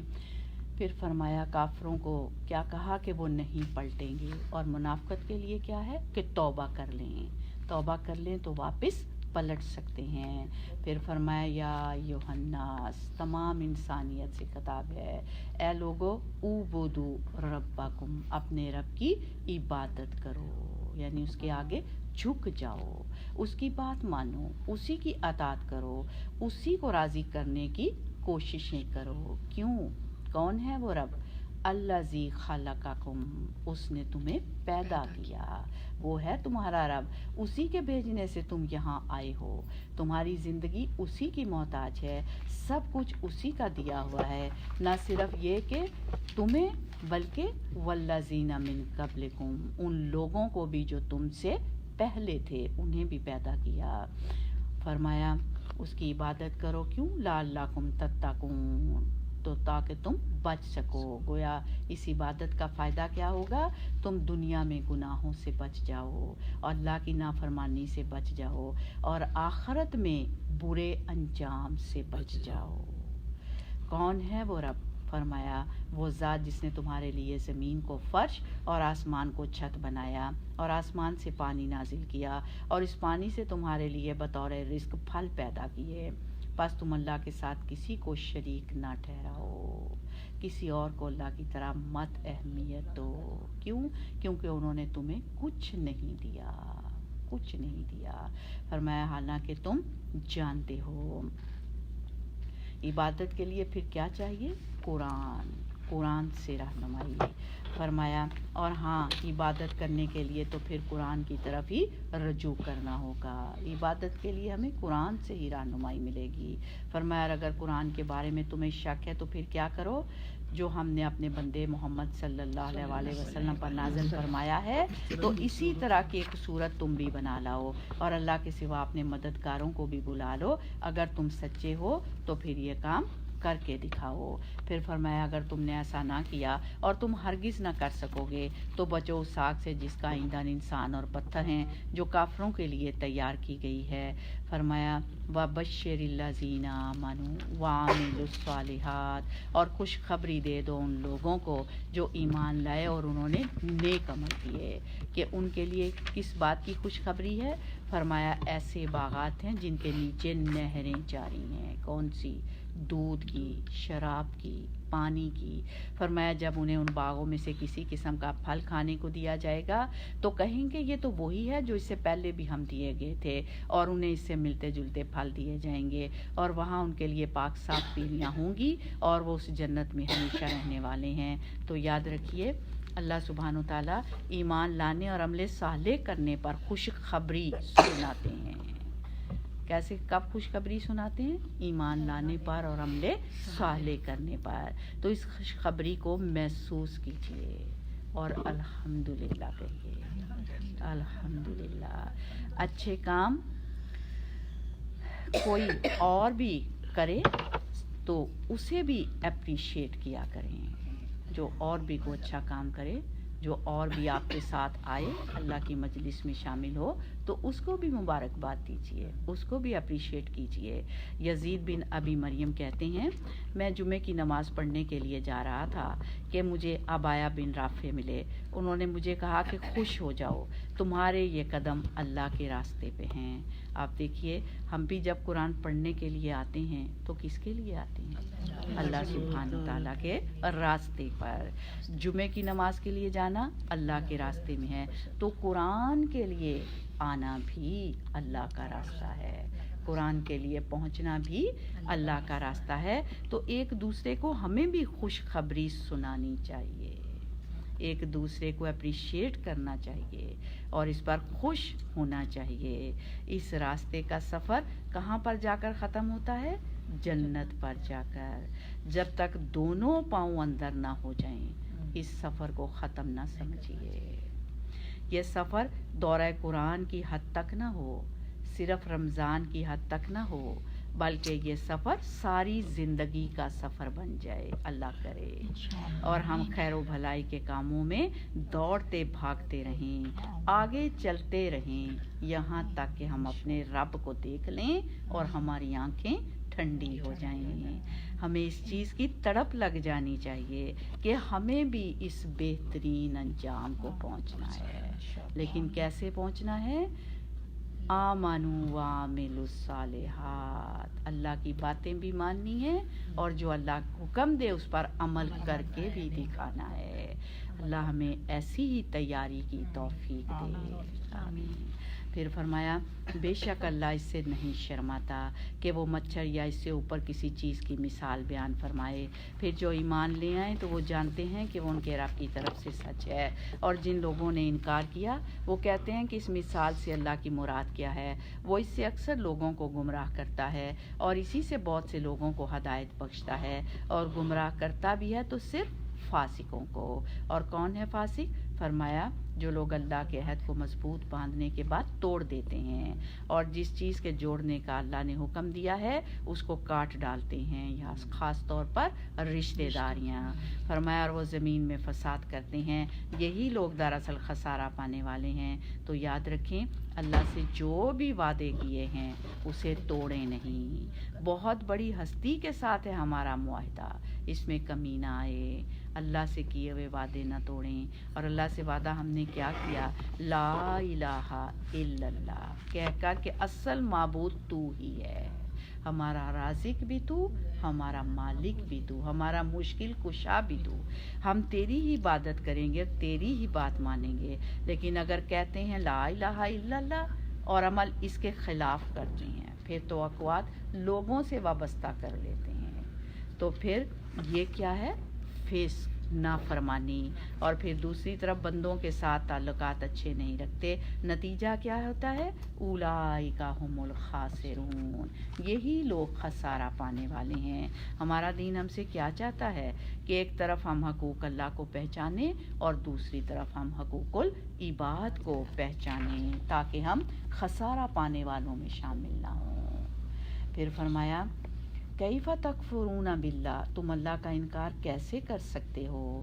فرمایا وکنتم امواتا، تم کچھ نہ تھے حالانکہ تم مردہ تھے، فاحیاکم، تو اس نے تمہیں زندگی بخشی، ماں کے پیٹ میں ان اندھیروں میں تمہارے وجود کے اندر اس نے روح ڈالی تھی، اگر وہ نہ ڈالے تو دنیا بھر کے سارے ڈاکٹرز بھی مل کر، سائنٹسٹ بھی مل کر روح نہیں ڈال سکتے نہیں ڈال سکتے۔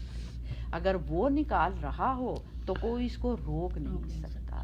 تم کچھ نہ تھے، اس نے تمہیں زندگی بخشی، ثم یمیتکم، پھر وہی تمہیں موت دیتا ہے، ثم یحییکم، پھر وہی تمہیں زندہ کرے گا، پھر زندگی دے گا۔ کیوں؟ کیونکہ ہر چیز پیئرس میں ہے، موت کا پیر کیا ہے؟ زندگی، اور زندگی کا پیر کیا ہے؟ موت، اور پھر بس اس کے بعد ختم معاملہ، ثم الیہ ترجعون، پھر اسی کی طرف تم لوٹائے جاؤ گے۔ اسی لیے جب کوئی دنیا سے جاتا ہے تو ہم کیا کہتے ہیں؟ انا للہ و انا الیہ راجعون، تو اس لوٹ کر جانے کی تیاری کرنی ہے ہمیں بھی۔ جس نے جانا تھا وہ تو چلا گیا، اب ایک دن ہمیں بھی جانا ہے، کل نفس ذائقۃ الموت، تو ہمیں بھی اس دن کے لیے تیاری یہاں سے کر کے جانا ہے۔ کس کے لیے؟ حساب کتاب کے لیے۔ پھر فرمایا وہ اللہ ہی تو ہے جس نے وہ سب کچھ جو زمین میں ہے تمہارے لیے پیدا کیا، پھر وہ آسمانوں کی طرف متوجہ ہوا تو ان کو ٹھیک کر کے 7 آسمان بنا دیا، اور وہ ہر چیز کا خوب علم رکھنے والا ہے، یعنی کوئی چیز اس کے علم سے باہر نہیں۔ اس کے بعد پھر آدم علیہ السلام کا دنیا میں آنے کا واقعہ بتایا جائے گا کہ انسان کیسے پیدا ہوا، کس طرح دنیا میں آیا، کیا اعزاز و اکرام اس کو نصیب ہوئے، اور اس کا مقام کیا ہے اور اسے کرنا کیا ہے۔ فرمایا وَإِذْ قَالَ رَبُّكَ لِلْمَلَائِكَةِ إِنِّي جَاعِلٌ فِي الْأَرْضِ خَلِيفَةً، اور جب تمہارے رب نے فرشتوں سے فرمایا کہ میں زمین میں خلیفہ بنانے والا ہوں، انہوں نے کہا کیا تو اس میں ایسا خلیفہ بنائے گا جو اس میں فساد کرے گا اور خون بہائے گا، اور ہم تیری تعریف کے ساتھ تسبیح کرتے ہیں اور ہم تیری پاکیزگی بیان کرتے ہیں۔ تو اللہ سبحانہ وتعالیٰ نے فرمایا میں وہ جانتا ہوں جو کچھ تم نہیں جانتے، اور وہ کیا کہ انسان صرف فساد نہیں کرے گا، وہ بہت اچھے اچھے کام بھی کرے گا۔ فرمایا اور اس نے آدم علیہ السلام کو سب کے سب نام سکھا دیے، یعنی علم عطا کیا۔ انسان کے لیے سب سے بڑی دولت ایمان کے بعد علم ہے، ایمان کا راستہ بھی جنت تک اور علم کا راستہ بھی جنت تک جاتا ہے۔ یاد رکھیے علم کو اللہ ہی کی طرف منسوب کرنا چاہیے، ہمارے پاس جو بھی علم ہے اس کی کا دیا ہوا ہے۔ جب انسان یہ سمجھتا ہے کہ تو پھر علم کا تکبر اور غرور نہیں آتا۔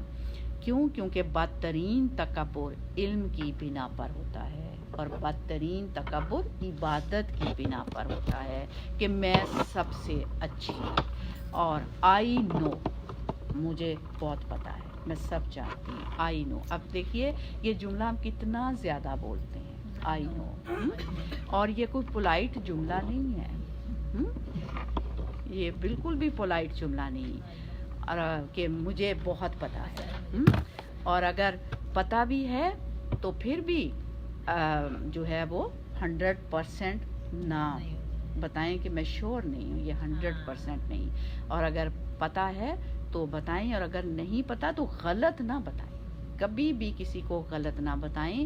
علماء بھی اپنی تحریروں کے آخر میں کیا لکھتے ہیں؟ واللہ عالم الصواب، اور اللہ ہی کو درست پتہ ہے، ہمارے علم کی حد تک تو یہ ہے، ہمیں یہ معلوم ہے، واللہ عالم، کتنا خوبصورت جملہ ہے۔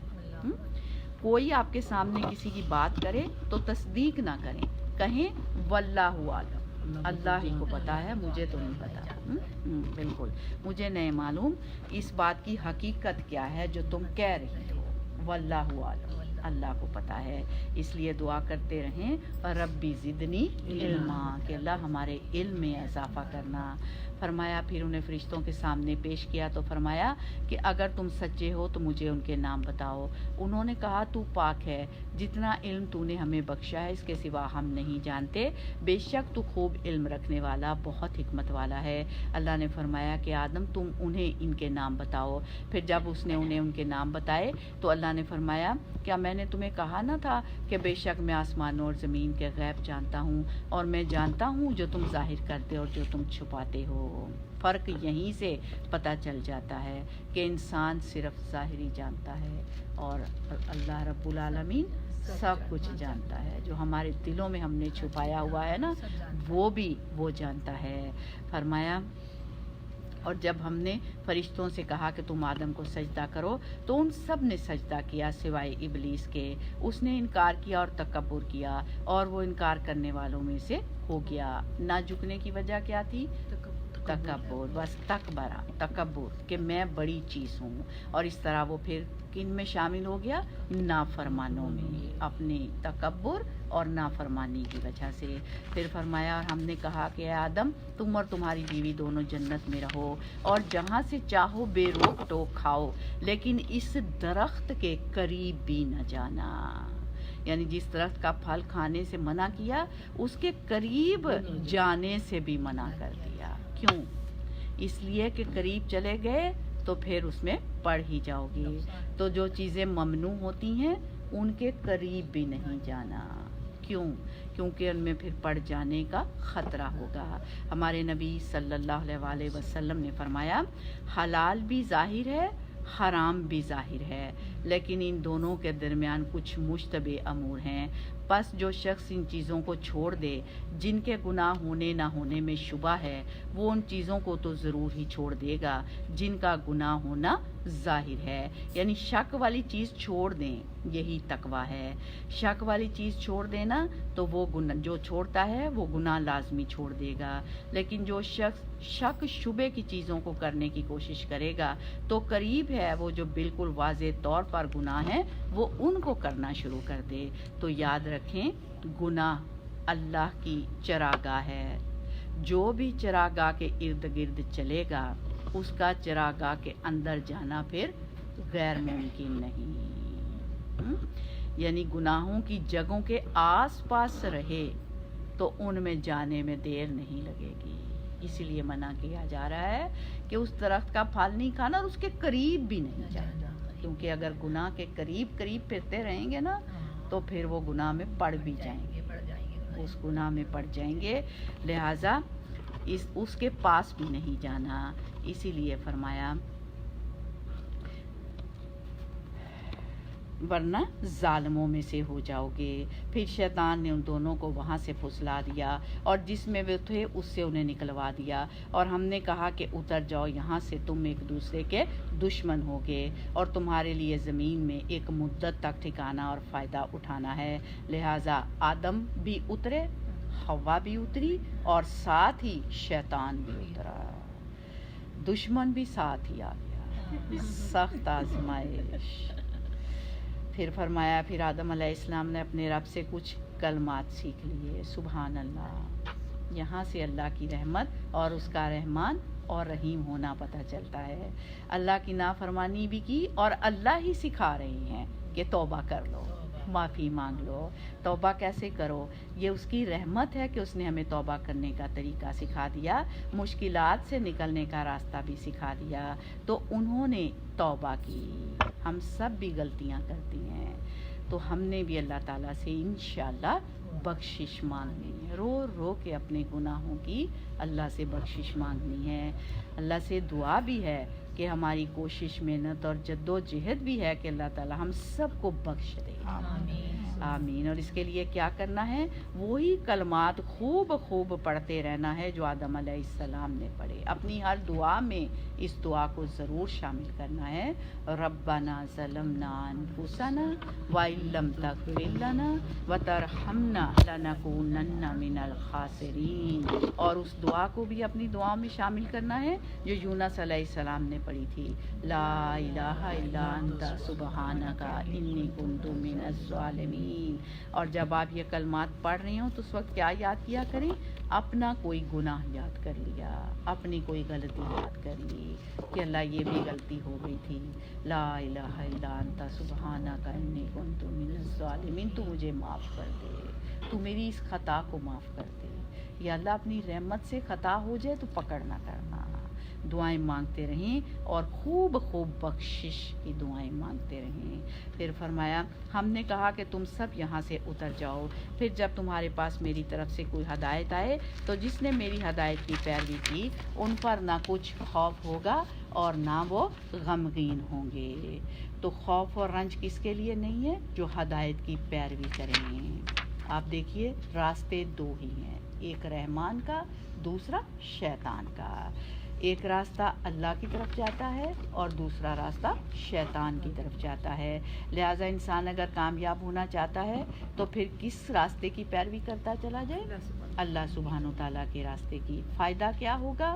وَلَا خَوْفٌ عَلَيْهِمْ وَلَا هُمْ يَحْزَنُونَ. نہ ان پر کوئی خوف ہوگا اور نہ ہی وہ غمگین ہوں گے.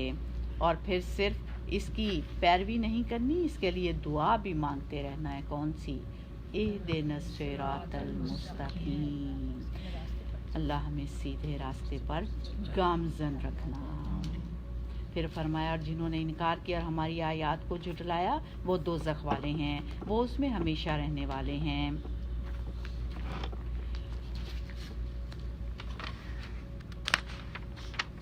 اور اللہ تعالیٰ نے انجام بھی بتا دیا کہ جو اللہ کی بات نہیں مانے گا پھر اس کا انجام بھی کیا ہوگا؟ وہ دوزخ والے ہیں اور اس میں وہ ہمیشہ رہنے والے ہیں. اللہم لا جعلنا منہم. پھر اس کے بعد بنی اسرائیل کی بات آ رہی ہے. بنی اسرائیل کون تھے؟ اسرائیل یعقوب علیہ السلام کی اولاد. یعقوب علیہ السلام کون تھے؟ اللہ کے پیغمبر اور یوسف علیہ السلام کے والد. اور یوسف علیہ السلام کے باقی بھائی، ان کی جو اولادیں تھیں وہ آگے قبائل بنے اور ان سے جو نسل سامنے آئی وہ بنی اسرائیل کہلائی. امت محمد صلی اللہ علیہ وسلم سے پہلے امامت بنی اسرائیل کے پاس تھی. نبی صلی اللہ علیہ وسلم جب مدینہ تشریف لے گئے تو وہاں بنی اسرائیل کے 3 قبائل تھے، بنو قینقاع، بنو نذیر اور بنو قریظہ. نبی صلی اللہ علیہ وسلم پر یہ لوگ ایمان نہیں لائے تھے سوائے چند ایک کے، جیسے عبداللہ بن سلام وغیرہ. یہ صورت مدنی صورت ہے تو اس میں براہ راست بنی اسرائیل کو خطاب کر کے خصوصاً مدینہ کے جو یہود تھے ان کو خطاب کر کے ان کو ان کی تاریخ بھی یاد دلائی اور انہیں نبی صلی اللہ علیہ وسلم پر ایمان لانے اور آپ کا ساتھ دینے کی ترغیب بھی دلائی. لیکن ہم دیکھتے ہیں کہ پھر انہوں نے کیا کیا. تو اب مسلسل کئی آیات تک ان کا تذکرہ ہوگا. کن کا؟ بنی اسرائیل کا. یا بنی اسرائیل، اے بنی اسرائیل، اذکروا نعمتی اللتی انعمت علیکم، میری اس نعمت کو یاد کرو جو میں نے تم پر انعام کی. یعنی دین اور دنیا دونوں میں خوشحالی، فضیلت اور نبوت عطا کی اور بے شمار انبیاء تمہارے درمیان بھیجے اور تمہیں ہدایت عطا کی. فرمایا میرے عہد کو پورا کرو جو تم نے مجھ سے کیا تھا تو میں تمہارے عہد کو پورا کروں گا جو میں نے تم سے کیا تھا. یعنی تم تورات کے احکام کی پابندی کرو تو میں بھی تمہیں دنیا اور آخرت میں کامیاب کروں گا. وَإِيَّیَّ فَارْہَبُونِ، اور مجھ ہی سے ڈرتے رہو. کیونکہ اللہ کا ڈر انسان کو سیدھا رکھتا ہے. یہاں سے کیا پتہ چلتا ہے کہ اگر انسان چاہتا ہے کہ اللہ کے وعدے جنت اور نعمتوں کے جو ہیں وہ پورے کرے تو بندوں کو پھر اس کے لیے کیا کرنا چاہیے؟ اس دنیا میں اللہ سے کیے ہوئے وعدوں کو پورا کرے. فرمایا اور ایمان لاؤ اس چیز پر جو میں نے اپنے رسول محمد صلی اللہ علیہ وسلم پر نازل کی ہے، یعنی قرآن پاک. اس پر ایمان لاؤ جو کہ تصدیق کرنے والی ہے اس کی جو تمہارے پاس ہے، اور تم سب سے پہلے اس کا انکار کرنے والے نہ بنو اور میری آیات کے بدلے تھوڑی سی قیمت نہ لو اور مجھ ہی سے ڈرتے رہو. یعنی میرے دین اور اس کتاب کے ذریعے دنیا مت کماؤ. فرمایا اور حق کو باطل کے ساتھ نہ ملاؤ. یہ کون سا حق تھا جو ان کے پاس تھا؟ نبی صلی اللہ علیہ وسلم کی آمد کی بشارت. فرمایا اور سچی بات کو نہ چھپاؤ حالانکہ تم خود علم رکھتے ہو. فرمایا وَأَقِیمُوا الصَّلَاةَ وَآتُوا الزَّکَاةَ اور نماز قائم کرو اور زکوٰۃ ادا کرو اور رکوع کرنے والوں کے ساتھ رکوع کرو. فرمایا أَتَأْمُرُونَ النَّاسَ بِالْبِرِّ کیا تم لوگوں کو نیکی کا حکم دیتے ہو اور اپنے آپ کو بھول جاتے ہو. بہت بڑا سبق ہے ہم سب کے لیے. جو دوسروں کو تو نصیحتیں کرتے ہیں اور خود عمل نہیں کرتے. اس لیے پہلے خود عمل کریں پھر دوسروں کو نصیحت کریں. فرمایا حالانکہ تم کتاب کی تلاوت کرتے ہو کیا تم عقل سے کام نہیں لیتے. یعنی وہ شخص انتہائی نہ سمجھ ہے جو دوسروں کو کسی کام سے روکے اور خود وہی کام کر رہا ہو. پھر فرمایا وَاسْتَعِینُوا بِالصَّبْرِ وَالصَّلَاةِ اور مدد لو صبر اور نماز سے. یعنی جب مشکل آئے صبر کرو انتظار کرو اپنے آپ کو روکو اور اللہ سے مدد مانگو نماز کی طرف دوڑو. نبی صلی اللہ علیہ وسلم کو جب بھی کوئی مشکل پیش آتی تو آپ نماز کی طرف دوڑتے. ہم سب بھی اپنا جائزہ لیں. ہماری زندگی میں کچھ مشکل آتی ہے تو ہم کیا کرتے ہیں. ہمیں بھی کدھر دوڑنا ہے نماز کی طرف رب کی طرف اور صبر سے کام لینا ہے. حقیقت یہ ہے جو شخص نماز کے اجر سے واقف نہیں. فرمایا اور مدد لو صبر اور نماز سے بے شک وہ بھاری ہے مگر ان لوگوں پر نہیں جو عاجزی کرنے والے ہیں. اور حقیقت بھی یہی ہے کہ جو شخص نماز کے اجر سے واقف نہیں اس کے لیے نماز بڑی مشکل ہے.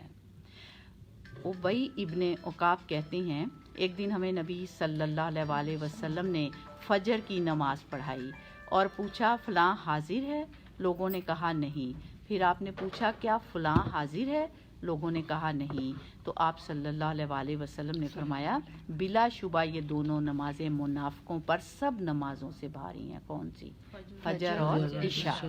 فرمایا اگر تمہیں معلوم ہو جائے کہ ان میں کیا کچھ اجر و ثواب ہے تو تم ان میں حاضر ہو اگرچہ گھٹنوں کے بل ہی کیوں نہ آنا پڑے. آج دیکھیں ہماری مسجدیں اس ٹائم مسجد میں بہت کم لوگ ہوتے ہیں خالی ہوتی ہیں. کیوں؟ کیونکہ اجر کا احساس ہی نہیں اجر و ثواب کا احساس ہی نہیں. ہو تو پہنچیں کسی نہ کسی طرح. جب دن کا اجر و ثواب ہی کھو دیا آغاز ہی خسارے سے کیا تو پھر آگے کیا ہوگا. اللہ ہم سب پر اپنی رحمتیں کرے ہم سب پر اپنی رحمتیں کرے اور نماز ہمارے اوپر بھاری نہ ہو. ہم بہت خشوع خضوع سے اپنے رب کا ذکر کریں نماز پڑھیں. کوئی بھی مشکل آئے تو صبر سے کام لیں اور اللہ سے مدد مانگیں نماز کے ذریعے دعا کے ذریعے. پھر فرمایا وہ جو یقین رکھتے ہیں کہ وہ اپنے رب سے ملنے والے ہیں اور بے شک وہ اسی کی طرف لوٹ کر جانے والے ہیں. آج مسجد نہیں جاتے آج نماز نہیں پڑھتے آج صبح نہیں اٹھتے تو ایک دن تو ہمیں واپس جانا ہی ہے نا. آج ملاقات نہیں کرتے تو ایک دن تو اس کے سامنے کھڑے ہونا ہی ہے. لہٰذا آج ہی اس کی تیاری کر لینی چاہیے. کیونکہ جو شخص اللہ کی ملاقات کو پسند کرتا ہے نماز کیا ہے اللہ سے بندے کی ملاقات. تو اللہ بھی اس کی ملاقات کو پسند کرتا ہے اور جو اللہ کی ملاقات کو ناپسند کرتا ہے تو پھر اللہ بھی اس کی ملاقات کو ناپسند کرتا ہے. تو اگر آپ یہ جاننا چاہتے ہیں کہ آپ کو اللہ سے ملاقات کا شوق ہے کہ نہیں اللہ سے محبت ہے کہ نہیں تو دیکھیے کیا کہ نماز کی طرف قدم کس طرح اٹھتے ہیں کس شوق کے ساتھ آپ نماز پڑھنے کے لیے جاتے ہیں اور نماز سے کتنا گھبراتے ہیں. اور اگر نماز کی طرف توجہ نہیں یا نماز بوجھ ہے تو سمجھیے کیا کہ اللہ سے کوئی محبت نہیں. چاہے کتنی بھی باتیں یا کتنے بھی دعوے کر لیں کہ مجھے اللہ سے بڑی محبت ہے تو پھر نماز میں وہ چیز نظر آنی چاہیے. پھر بنی اسرائیل سے دوبارہ خطاب کیا گیا اے بنی اسرائیل میری اس نعمت کو یاد کرو جو میں نے تم پر کی تھی اور بے شک میں نے ہی تمہیں تمام جہانوں والوں پر فضیلت بخشی تھی. اور ڈرو اس دن سے جب کوئی جان کسی جان کے کچھ بھی کام نہ آئے گی اور نہ اس سے کوئی سفارش قبول کی جائے گی اور نہ ہی اس سے کوئی بدلہ قبول کیا جائے گا اور نہ ہی وہ مدد دیے جائیں گے. فرمایا جب ہم نے تمہیں آل فرعون سے نجات دی اب پھر بنی اسرائیل کو کچھ انعامات یاد کرائے جا رہے ہیں. فرمایا وہ تمہیں بہت سخت تکلیف دیتے تھے، وہ تمہارے بیٹوں کو ذبح کر ڈالتے اور تمہاری عورتوں کو زندہ چھوڑ دیتے تھے، اور اس میں تمہارے رب کی طرف سے بہت بڑی آزمائش تھی۔ بظاہر تو فرعون سب کچھ کر رہا تھا، لیکن آزمائش کس کی طرف سے تھی؟ اللہ سبحانہ وتعالیٰ کی طرف سے۔ فرمایا یاد کرو وہ وقت جب ہم نے تمہارے لیے سمندر کو پھاڑ دیا، پھر ہم نے تمہیں نجات دی اور آل فرعون کو ہم نے غرق کر دیا اور تم دیکھ رہے تھے۔ یاد کرو جب ہم نے موسیٰ علیہ السلام سے 40 رات کا وعدہ لیا، پھر تم نے اس کے بعد بچڑے کو معبود بنا لیا اور تم ظالم تھے، تو اس کے پیچھے تم بچڑے کو اپنا معبود بنا بیٹھے۔ فرمایا اس وقت تم نے بڑی زیادتی کی تھی، پھر اس کے بعد ہم نے تمہیں معاف کر دیا۔ کیوں؟ کیونکہ وہ رحمان اور رحیم ہے، غفور الرحیم ہے، تمہیں معاف کر دیا تاکہ تم شکر کرو۔ تو جب توبہ قبول ہو جائے یا اس کا احساس ہو جائے تو انسان کو پھر کیا کرنا چاہیے؟ اللہ کا شکر ادا کرنا چاہیے۔ فرمایا یاد کرو جب ہم نے موسیٰ علیہ السلام کو کتاب اور فرقان عطا کی تاکہ تم ہدایت حاصل کرو، اور جب موسیٰ علیہ السلام نے اپنی قوم سے کہا اے میری قوم، بے شک تم نے بچڑے کو معبود بنا کر اپنی جانوں پر ظلم کیا ہے، تو اب اپنے پیدا کرنے والے کے حضور توبہ کرو اور اپنے مجرموں کو قتل کر ڈالو۔ تمہارے پیدا کرنے والے کے نزدیک یہ بات تمہارے لیے زیادہ بہتر ہے، پھر وہ تم پر مہربان ہو گیا، بے شک وہ بہت توبہ قبول کرنے والا، بہت رحم فرمانے والا ہے۔ تو کیا بتایا جا رہا ہے؟ کچھ گناہ صرف زبانی توبہ استغفار سے معاف ہو جاتے ہیں اور کچھ گناہوں کا کفارہ دینا ہوتا ہے۔ پھر فرمایا جب تم نے کہا کہ اے موسیٰ، جب تک ہم اللہ کو سامنے نہ دیکھ لیں ہرگز تم پر یقین نہ کریں گے، پھر پکڑ لیا تم کو بجلی نے اور تم دیکھ رہے تھے، پھر ہم نے تمہاری موت کے بعد تمہیں اٹھا دیا تاکہ تم شکر ادا کرو۔ بار بار شکر گزاری کی بات آ رہی ہے۔ پھر فرمایا ہم نے تم پر بادلوں کا سایہ کیا اور تم پر من و سلوہ اتارا، کھاؤ پاکیزہ چیزوں میں سے جو ہم نے تمہیں عطا فرمائی ہیں، اور انہوں نے ہم پر ظلم نہیں کیا بلکہ وہ اپنی جانوں پر خود ہی ظلم کر رہے تھے۔ اور جب ہم نے کہا کہ اس بستی میں داخل ہو جاؤ اور اس میں جہاں سے چاہو خوب کھاؤ، اور تم دروازے میں سجدہ کرتے ہوئے داخل ہونا، یعنی اللہ کا شکر ادا کرتے ہوئے، اور حتتن دعا کرتے ہوئے کہ اللہ ہمیں بخش دے، کہنا تو ہم تمہاری خطائیں معاف کر دیں گے اور احسان کرنے والوں کو عنقریب زیادہ دیں گے۔ نبی صلی اللہ علیہ وآلہ وسلم کو بھی جب کوئی نعمت یا خوشخبری سنائی جاتی تو آپ فوراً کیا کرتے تھے؟ سجدے میں گر پڑتے۔ تو یہاں ان کو بھی حکم کیا ہو رہا ہے کہ اللہ تمہیں نعمت دے رہا ہے، سر جھکاتے ہوئے بستی میں داخل ہونا، لیکن کیا ہوا؟ یہاں بھی انہوں نے اللہ کی بات نہیں مانی۔ فرمایا تو جن لوگوں نے ظلم کیا انہوں نے اس بات کو جس کا انہیں حکم دیا گیا تھا بدل کر کچھ اور کر دیا۔ حتتن کو کیا بنا دیا؟ ہنتاتن۔ ہنتاتن، ہتتن کہتے ہیں بخش دینا، اور ہنتاتن کہتا ہے گندم کا دانہ، جس کو بھی بدل دیا، کچھ اور کر دیا۔ پس ہم نے ان لوگوں پر جنہوں نے ظلم کیا تھا آسمان سے عذاب نازل کیا۔ کیوں؟ کیونکہ وہ نافرمانی کرتے تھے اور یہ ان کی نافرمانیوں کی سزا تھی۔ فرمایا جب موسیٰ علیہ السلام نے اپنی قوم کے لیے اللہ سے پانی مانگا تو ہم نے کہا کہ اپنا عصا پتھر پر مارو، تو اس میں سے 12 چشمے پھوٹ نکلے۔ تحقیق تمام لوگوں نے اپنا اپنا گھاٹ معلوم کر لیا۔ ہم نے حکم دیا کہ اللہ کے رزق میں سے کھاؤ اور پیو اور زمین میں مفسد بن کر نہ پھرو، یعنی جب اللہ نعمت دیں اس پر خوش ہو جاؤ اور اسے اچھی راہ پر استعمال کرو اور اللہ کا شکر ادا کرتے رہو اور فساد سے پرہیز کرو۔ کیوں؟ کیونکہ جب نعمت کو غلط جگہ استعمال کیا جاتا ہے تو پھر فساد ہوتا ہے، جب شکر ادا کرنے کی بجائے تکبر کیا جاتا ہے تو پھر فساد ہوتا ہے۔ فرمایا جب تم نے کہا اے موسیٰ ہم ایک ہی کھانے پر ہرگز صبر نہیں کر سکتے، یعنی ہم روزانہ ایک ہی ڈش نہیں کھا سکتے، روز ہی من ہو سلوا، روز ہی من ہو سلوا، ہم ایک چیز نہیں روز کھا سکتے۔ فرمایا اپنے رب سے دعا کیجئے کہ وہ ہمارے لیے اس کی ترکاری، ککڑی، گندم، مسور اور پیاز جو بھی زمین اگاتی ہے وہ پیدا کر دے۔ تو موسیٰ علیہ السلام نے کہا اتستبدلون الذی هو ادنی بالذی هو خیر، اس نے کہا کیا بھلا بہتر چیز چھوڑ کر اس کے بدلے کمتر چیز لینا چاہتے ہو؟ اللہ نے تمہیں آسمانی غذا دی اور تم زمینی غذا کے پیچھے دوڑ رہے ہو صرف زبان کے ذائقے کے لیے۔ فرمایا اچھا ٹھیک ہے تمہاری مرضی، تو کسی شہر میں اتر جاؤ تو بے شک جو تم نے مانگا ہے وہاں تمہارے لیے وہ موجود ہے۔ اور ذلت اور محتاجین پر دے ماری گئی اور وہ اللہ کے غضب کے ساتھ پلٹے۔ یہ اس وجہ سے ہوا کہ بے شک وہ اللہ کی آیات کا انکار کرتے اور نبیوں کو ناحق قتل کر دیتے تھے، یعنی جو کوئی انہیں نصیحت کرتا، ہدایت کی طرف بلاتا، وہ اس کو بھی مار ڈالتے۔ فرمایا بے شک وہ لوگ جو ایمان لائے اور وہ جو یہودی بن گئے اور عیسائی اور صابی، جو بھی اللہ اور یوم آخرت پر ایمان لائے اور نیک عمل کرے، تو ایسے لوگوں کے لیے ان کا اجر ان کے رب کے پاس ہے اور ان پر نہ کوئی خوف ہوگا اور نہ وہ غمگین ہوں گے۔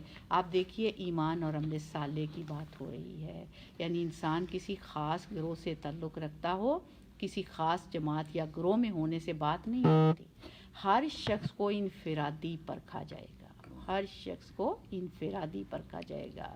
اور تقویٰ بھی کیا ہے؟ انفرادی، اجتماعی نہیں ہے۔ ہر ایک کا اپنا لیول ہے کہ وہ رب سے کتنا ڈرتا ہے اور کتنی محبت کرتا ہے، کتنا گناہوں سے بچتا ہے اور کتنا جو ہے وہ نیکیاں کرتا ہے اور کتنی نافرمانیاں کرتا ہے، کتنا فرما بردار ہے۔ یہ ہر ایک کو اس کے ہر شخص کو انفرادی پرکھا جائے گا کہ اس کے ایمان کا درجہ کیا تھا اور اس کا عمل کیسا تھا۔ فرمایا پھر چند باتیں مزید بنی اسرائیل کے بارے میں، اور جب ہم نے تم سے پختہ عہد لیا اور طور پہاڑ کو تمہارے اوپر اٹھایا اور حکم دیا مضبوطی سے پکڑ لو اس کو جو ہم نے تمہیں دیا ہے قوت کے ساتھ، اور جو اس میں لکھا ہے اسے یاد رکھو تاکہ تم بچ جاؤ، پھر اس کے بعد اس عہد سے تم پھر گئے، پس اگر تم پر اللہ کا فضل اور اس کی رحمت نہ ہوتی تو تم ضرور خسارہ پانے والوں میں سے ہو جاتے۔ پھر فرمایا اور یقیناً جان لیا تم نے ان لوگوں کو جنہوں نے تم میں سے ہفتے کے دن زیادتی کی تھی۔ یاد رہے کہ ہفتے کا دن یہود کے لیے ایسا ہی محترم تھا جیسا ہمارے لیے جمعہ کا دن ہے۔ ہمیں تو جمعہ کی نماز کے بعد کام کاج کی اجازت ہے، لیکن یہود کے لیے اجازت نہیں تھی۔ تو ایک خاص جو تھی نا ایک قوم ان میں سے سمندر کے کنارے رہتی تھی، ان کا کام مچھلیاں پکڑنا تھا، تو اللہ نے ان کو منع کیا کہ تم سبت یعنی ہفتے کے دن ان کو نہیں پکڑنا، ہفتے کے دن کے قانون کو نہ توڑنا، مچھلیاں مت پکڑنا۔ لیکن انہوں نے کیا کیا، کیونکہ مچھلیاں اس دن زیادہ آتی تھیں تو جمعے کی شام کو جال لگا کر اتوار کی صبح نکالتے، اس طرح ایک ہیلا سازی کرتے، ایک بہانے کے ذریعے وہی کام کرتے جس سے روکا گیا۔ اصل مقصود تو تھا کہ ہفتے کے دن کی مچھلیاں نہ لو، انہوں نے کہا ہم ہفتے کے دن نہیں لے رہے، لیکن مچھلیاں تو وہی تھیں جو ہفتے کے دن آئی تھیں۔ تو فرمایا ان کا قصہ معلوم ہے جنہوں نے سبت کا قانون توڑا تھا، تو ہم نے انہیں کہہ دیا کہ بندر بن جاؤ، کیوں؟ کیونکہ تم انسانیت کے درجے سے گر گئے ہو۔ اور فرمایا اس حال میں رہو کہ تم پر ہر طرف سے دھتکار اور پھٹکار پڑے، یعنی سب تم پہ لعنت کریں۔ فرمایا پھر ہم نے اس قصے کو اس کے سامنے کے لوگوں کے لیے اور بعد میں آنے والوں کے لیے عبرت اور تقوی والوں کے لیے واضح و نصیحت بنا دیا، یعنی جب کوئی شخص اللہ کی نافرمانی کرتا ہے تو دنیا میں بھی اس پر سزا آتی ہے۔ پھر فرمایا اور جب موسیٰ علیہ السلام نے اپنی قوم سے کہا بے شک اللہ تمہیں حکم دیتا ہے کہ تم ایک گائے ذبح کرو، کیوں؟ کیونکہ یہ جن لوگوں کے ساتھ رہتے تھے وہ گائے کا بڑا احترام کرتے تھے، تو ان کے دلوں میں بھی یہ محبت آ گئی۔ تو یاد رکھیں اللہ سبحانہ و تعالیٰ بندوں کو ان کی محبوب چیزوں سے آزماتا ہے۔ بعض اوقات انسان کسی چیز سے بہت محبت کرتا ہے، اللہ اسی چیز کو اس سے دور لے جاتا ہے، پھر انسان اس کی یاد میں تڑپتا رہتا ہے۔ یعقوب علیہ السلام کو کس سے محبت تھی؟ یوسف علیہ السلام سے۔ اللہ نے ان کو انہی کے ذریعے آزما لیا۔ ہم سب کی زندگی میں بھی کوئی نہ کوئی ایسی چیز ہوتی ہے جسے ہم بہت چاہتے ہیں، پھر اللہ اسی کے ذریعے ہمیں توڑتے ہیں تاکہ ہم کسی اور چیز میں اتنا نہ کھو جائیں کہ ہم اپنے رب کو بھلا دیں۔ کیوں ڈالتا ہے اللہ امتحان میں؟ اس لیے تاکہ بندہ اس کی طرف پلٹ آئے، رجوع کر لے۔ یہ جو ہماری زندگی میں چھوٹے چھوٹے ہوتے ہیں نا انسیڈنٹ آتے ہیں، چھوٹے چھوٹے جو ہمیں جھٹکے لگتے ہیں، یہ اس لیے ہوتے ہیں تاکہ ہم اپنے رب کی طرف رجوع کر لیں۔ محبوب چیزوں کے ذریعے امتحان ہوتا ہے بندے کا۔ بنی اسرائیل کا بھی یہی ہوا۔ تو کیا ہوتا ہے جب موسیٰ علیہ السلام انہیں گائے ذبح کرنے کے لیے کہتے ہیں، وہ بولے کیا تم ہم سے مذاق کرتے ہو؟ ہم گائے ذبح کریں جس سے ہم اتنی محبت کرتے ہیں؟ یہ بات تو لگتا ہے تم ہم سے مذاق کر رہے ہو۔ موسیٰ علیہ السلام نے کہا کہ میں اس بات سے اللہ کی پناہ مانگتا ہوں کہ میں جاہلوں میں سے ہو جاؤں۔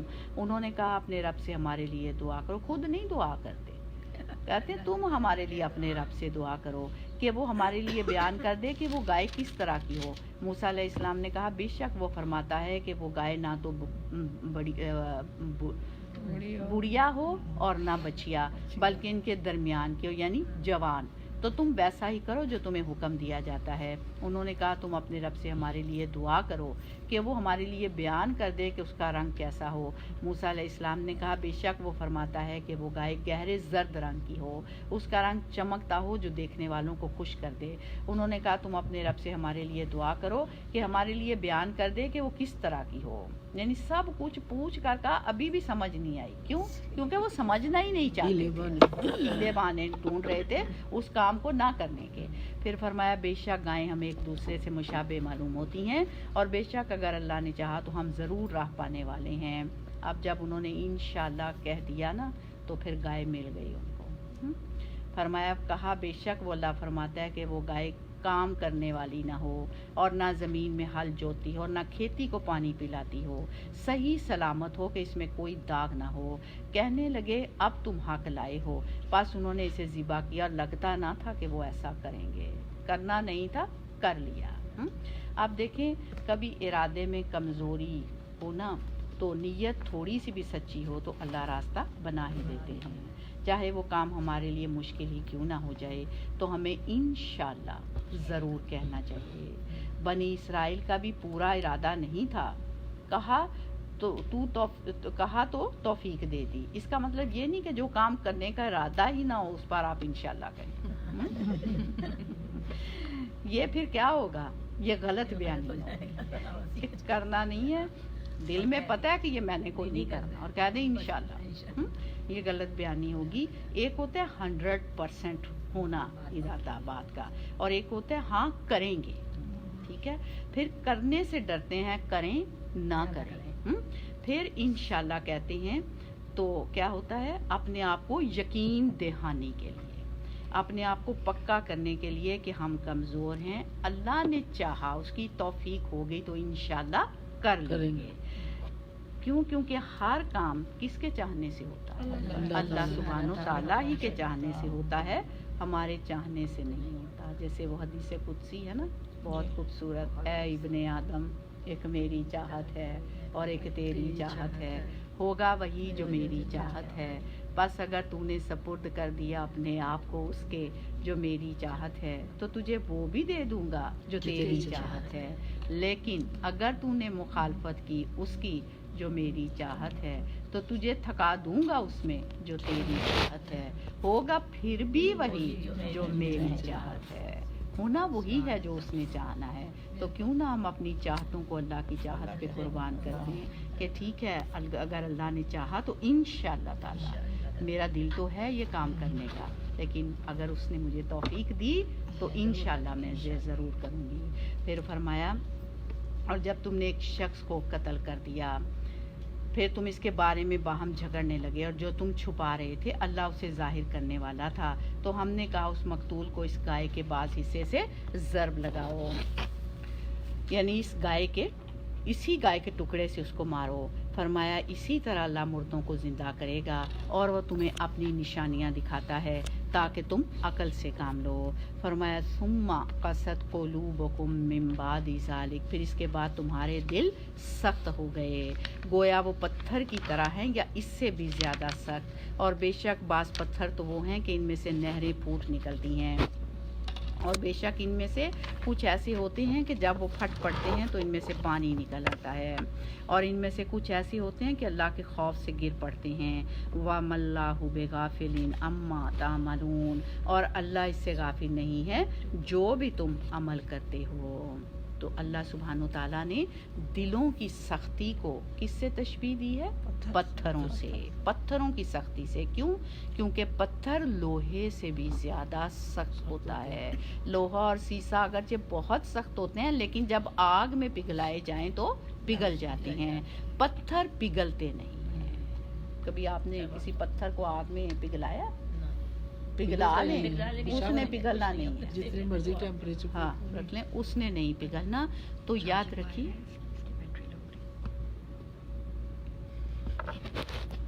تو یاد رکھیے دل کی قوت پسند انسان کو اللہ سے دعا کرتے رہنا چاہیے کہ اللہ مجھے دل کی سختی سے بچانا، دل سخت نہ ہو ہمارا.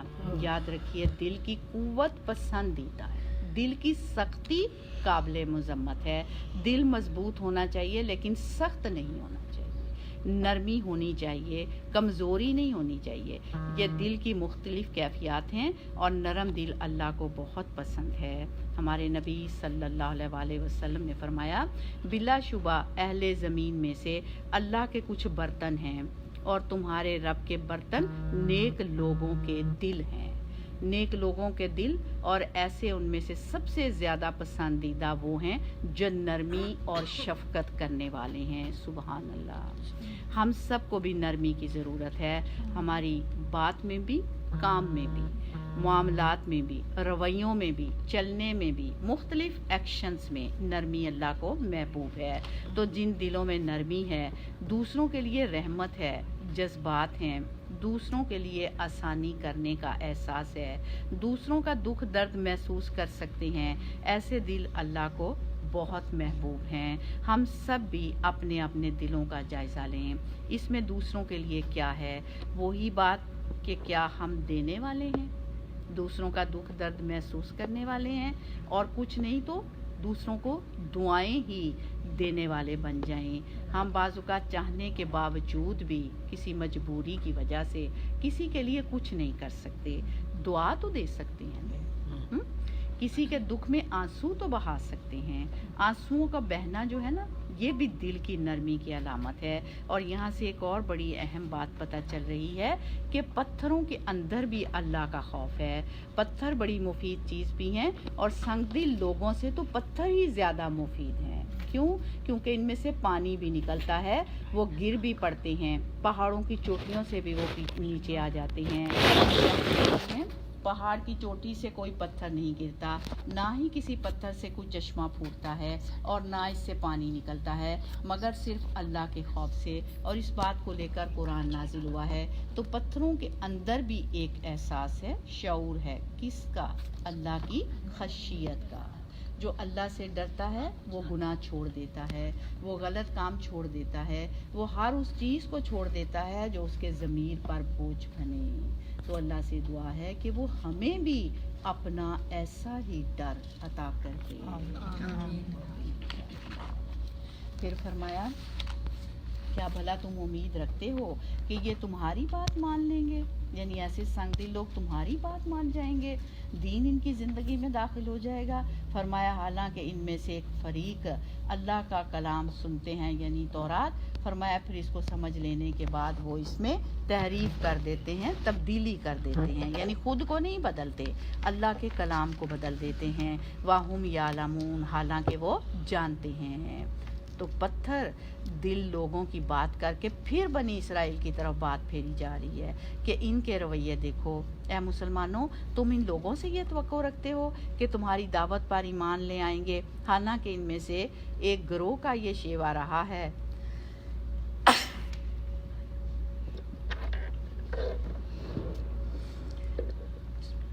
کہ اللہ کا کلام سنا، پھر سمجھ کر اس میں تحریف کی. یہ تو اللہ کے کلام کے ساتھ مذاق کرتے رہے ہیں، اس کو بدلتے ہیں، خود کو نہیں بدلتے. یہ سنگ دل لوگ ہی تو کر سکتے ہیں، اللہ سے ڈرنے والے تو ایسا نہیں کر سکتے. پھر فرمایا اور جب ان لوگوں سے ملتے ہیں جو ایمان لائے تو کہتے ہیں ہم بھی ایمان لے آئے. کیا بھلا یہ لوگ یہ نہیں جانتے کہ، اور جب آپس میں ایک دوسرے کے ساتھ اکیلے ہوتے ہیں تو کہتے ہیں کیا تم ان کو وہ باتیں بتا رہے جو اللہ نے تم پر کھولی ہیں تاکہ اس کے بارے میں تمہارے رب کے پاس تم سے حجت کریں؟ کیا پھر تم عقل سے کام نہیں لیتے؟ کیا بھلا یہ لوگ نہیں جانتے کہ بے شک اللہ جانتا ہے جو وہ چھپاتے اور جو کچھ وہ ظاہر کرتے ہیں؟ اور ان میں سے بعض ان پڑھ ہیں جو کتاب کو نہیں جانتے، یعنی قرآن نہیں پڑھے ہوئے. پھر فرمایا سوائے جھوٹی آرزوؤں کے، اور وہ صرف ظن سے کام لیتے ہیں. اور یہ کون ہے؟ عوام الناس، جو بغیر فہم اور تدبر کے تلاوت کرتے ہیں، علماء فہم اور تدبر کے ساتھ. فرمایا تو امانی پھر کیا ہوئے؟ بغیر فہم کے صرف تلاوت کرتے ہیں. فرمایا تو ہلاکت ہے ان لوگوں کے لیے جو اپنے ہاتھوں سے کتاب لکھتے ہیں. یعنی ان پڑھ لوگ کیا کرتے ہیں؟ کچھ پڑھا نہیں، صرف اپنے بڑوں کی باتیں سن کر جو انہیں نجات کے سستے نسخے دے رہے تھے ان پر یقین رکھتے ہوئے دنیا میں مست ہیں، اور خوب حلال اور حرام طریقے سے دنیا کماتے ہیں، اور اپنی آخرت بنانے کے لیے جو پھر ہے وہ بزرگوں اور درویشوں کو دے دیتے ہیں تاکہ وہ ان کو آخرت میں ان کے چھڑانے کے کام آئے. فرمایا پھر کہتے ہیں کہ یہ اللہ کی طرف سے ہے تاکہ اس کے بدلے تھوڑی سی قیمت لے لیں. فرمایا پس ہلاکت ہے ان کے لیے کہ اس چیز کی وجہ سے جو ان کے ہاتھوں نے لکھی، اور ہلاکت ہے ان کے لیے اس کی وجہ سے جو وہ کمائی کر رہے ہیں. اور وہ کہتے ہیں کہ ہمیں دوزخ کی آگ ہرگز نہ چھو سکے گی مگر گنتی کے چند دن. کہہ دیجئے ان سے پوچھو کیا تم نے اللہ سے کوئی عہد لے لیا ہے جس کی وہ خلاف ورزی نہیں کر سکتا؟ کیا تم نے اللہ سے کوئی عہد لے رکھا ہے تو اللہ اپنے عہد کے ہرگز خلاف نہ کرے گا. یا تم اللہ کے بارے میں وہ کہتے ہو جو تم علم نہیں رکھتے. ہاں جس نے برائی کمائی اور اس کی خطاؤں نے اسے گھیر لیا، یعنی اسی سرکل میں گھومتا رہا، اس سے باہر نہیں نکلا، اور پھر جو اسی حال میں مر جائے. فرمایا تو یہی لوگ آگ والے ہیں، وہ اس میں ہمیشہ رہنے والے ہیں. یعنی یہ آگ کے ساتھ ہی رہیں گے ہمیشہ، اس سے نکل نہ سکیں گے. اللہم لا جعلنا منہم. فرمایا جو لوگ ایمان لیں اور نیک کام کریں، یعنی ایک نیکی کے بعد اور نیکی، ایمان اور عمل صالح کی بات پھر آ رہی ہے. کیونکہ عمل سے ہی زندگی بنتی ہے، جنت بھی جہنم بھی. تو بار بار ایمان کے ساتھ عمل کی بات. وہی جنت والے ہیں اور وہ اس میں ہمیشہ رہنے والے ہیں. یہ جنت کے ساتھ ہوں گے، کبھی وہاں سے نکالے نہیں جائیں گے. تو فرمایا اور جب ہم نے بنی اسرائیل سے پختہ عہد لیا کہ اللہ کے سوا کسی کی عبادت نہ کرنا، اور آج ہمارے لیے بھی یہی تعلیمات ہیں کہ اللہ کے سوا کسی کی بات نہیں ماننی، کسی کے آگے نہیں جھکنا. فرمایا ماں باپ کے ساتھ اچھا سلوک کرنا. اللہ کی عبادت کے بعد سب سے بڑی نیکی کیا ہے؟ ماں باپ کے ساتھ اچھا سلوک کرنا. پھر رشتہ داروں کے ساتھ، یتیم اور مسکینوں کے ساتھ اس نے سلوک کرنا. اور فرمایا وَقُولُوا لِلنَّاسِ حُسْنًا، اور لوگوں سے اچھی باتیں کہنا. یہ بھی کی ورڈ، اس کو بھی نوٹ کر لیں. وَقُولُوا لِلنَّاسِ حُسْنًا، لوگوں سے بات اچھی طرح کرنی ہے. لیکن ہم سب زبان سے پھسل جاتے ہیں، کتنی بھی کوشش کے باوجود زبان کی پھسلن سے بچ نہیں پاتے. اور جب ایسا ہو تو پھر اللہ کو یاد کریں، واپس پلٹیں، اس پہ اڑ نہیں جائیں. قولوا للناس حسنا، لوگوں سے اچھی بات، اس کو اپنا موٹو بنا لیں. وقولوا للناس حسنا، کہ جس سے بھی بات کرنی ہے اچھی ہی کرنی ہے، اور اچھی بات سچی بات بھی ہوتی ہے، اور اس کے کہنے کا سٹائل بھی بہت ہی اچھا ہوتا ہے. بعض اوقات ہم اپنی طرف سے بڑی اچھی بات کر رہے ہوتے ہیں لیکن وہ دوسرے کو زہر کی طرح لگ رہی ہوتی ہے. اس لیے صرف یہ نہ دیکھیں کہ ہم کیا کر رہے ہیں، بلکہ یہ بھی دیکھیں کہ دوسرے کو کیسی لگ رہی ہے. جو بات میں کر رہی ہوں دوسرے کے چہرے سے آپ کو پتہ چل جائے گا کہ وہ آپ کی بات کو کتنا لائک کر رہا ہے جو آپ بات کر رہے ہیں.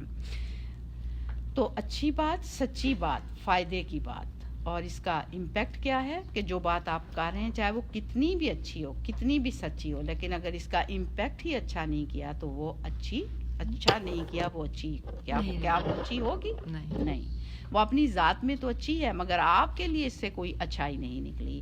بعض لوگ کہتے ہیں ہم بالکل سچ بول رہے ہیں، 100% سچ بول رہے ہیں، میں بالکل صحیح بات کہہ رہی ہوں، لیکن وہ سچ اور حق اس طریقے سے پتھر کی طرح دوسرے پر مارتے ہیں کہ دوسرا زخمی ہو کر رہ جاتا ہے اور پھر اس کو بھی پتھر اٹھانا پڑتا ہے، الٹا اثر کرتا ہے. تو اس لیے اب یہ بھی ہمیں اپنی زندگی کا موٹو بنانا ہے. وَقُولُوا لِلنَّاسِ حُسْنًا، لوگوں سے اچھی بات کرنی ہے، سچی بات کرنی ہے، پیار سے بات کرنی ہے، محبت سے کرنی ہے، نرمی سے کرنی ہے، شفقت سے کرنی ہے، خیر خواہی سے کرنی ہے، اچھے سٹائل میں کرنی ہے. تو انشاءاللہ اس کو بھی ہم اپنی زندگی کا موٹو بنائیں گے. وَقُولُوا لِلنَّاسِ حُسْنًا. فرمایا واقعی الصلاۃ و آتوا الزکاۃ، اور نماز قائم کرنا اور زکوٰۃ ادا کرنا۔ نماز سے پہلے اچھی بات کا ذکر ہے، کیونکہ ہم لوگوں سے اچھی بات کریں گے تو نماز میں بھی دل لگے گا، اور اگر لوگوں سے لڑ جھگڑ کے آ رہے ہیں تو پھر نماز نہیں رہتی، وہی چل رہا ہوتا ہے نماز میں۔ اچھا اس نے یہ کہا، میں نے یہ، اچھا نہیں مجھے نا یہ اور ایسے کہنا چاہیے، میں سارا کچھ سن کے آ گئی، دیکھتی ہوں ساتھ ہم نماز پڑھ رہے ہیں، ساتھ ہمارے ذہن میں وہی چیزیں چل رہی ہیں کہ یہ اس نے یوں کہہ دیا، کل ذرا سلام پھیرنا جو رہ گیا نا وہ اب جا کے پوچھوں۔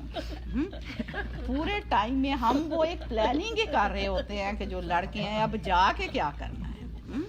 تو اسی لیے نماز سے پہلے یہ بات آئی ہے وَقُولُوا لِلنَّاسِ حُسْنًا، کہ لوگوں سے اچھی باتیں کریں تاکہ ہمارا نماز میں دل لگے، اس طرف ہمارا رجوع ہو، اور زکوٰۃ ادا کریں، اور ساتھ پھر زکوٰۃ بھی ادا کریں۔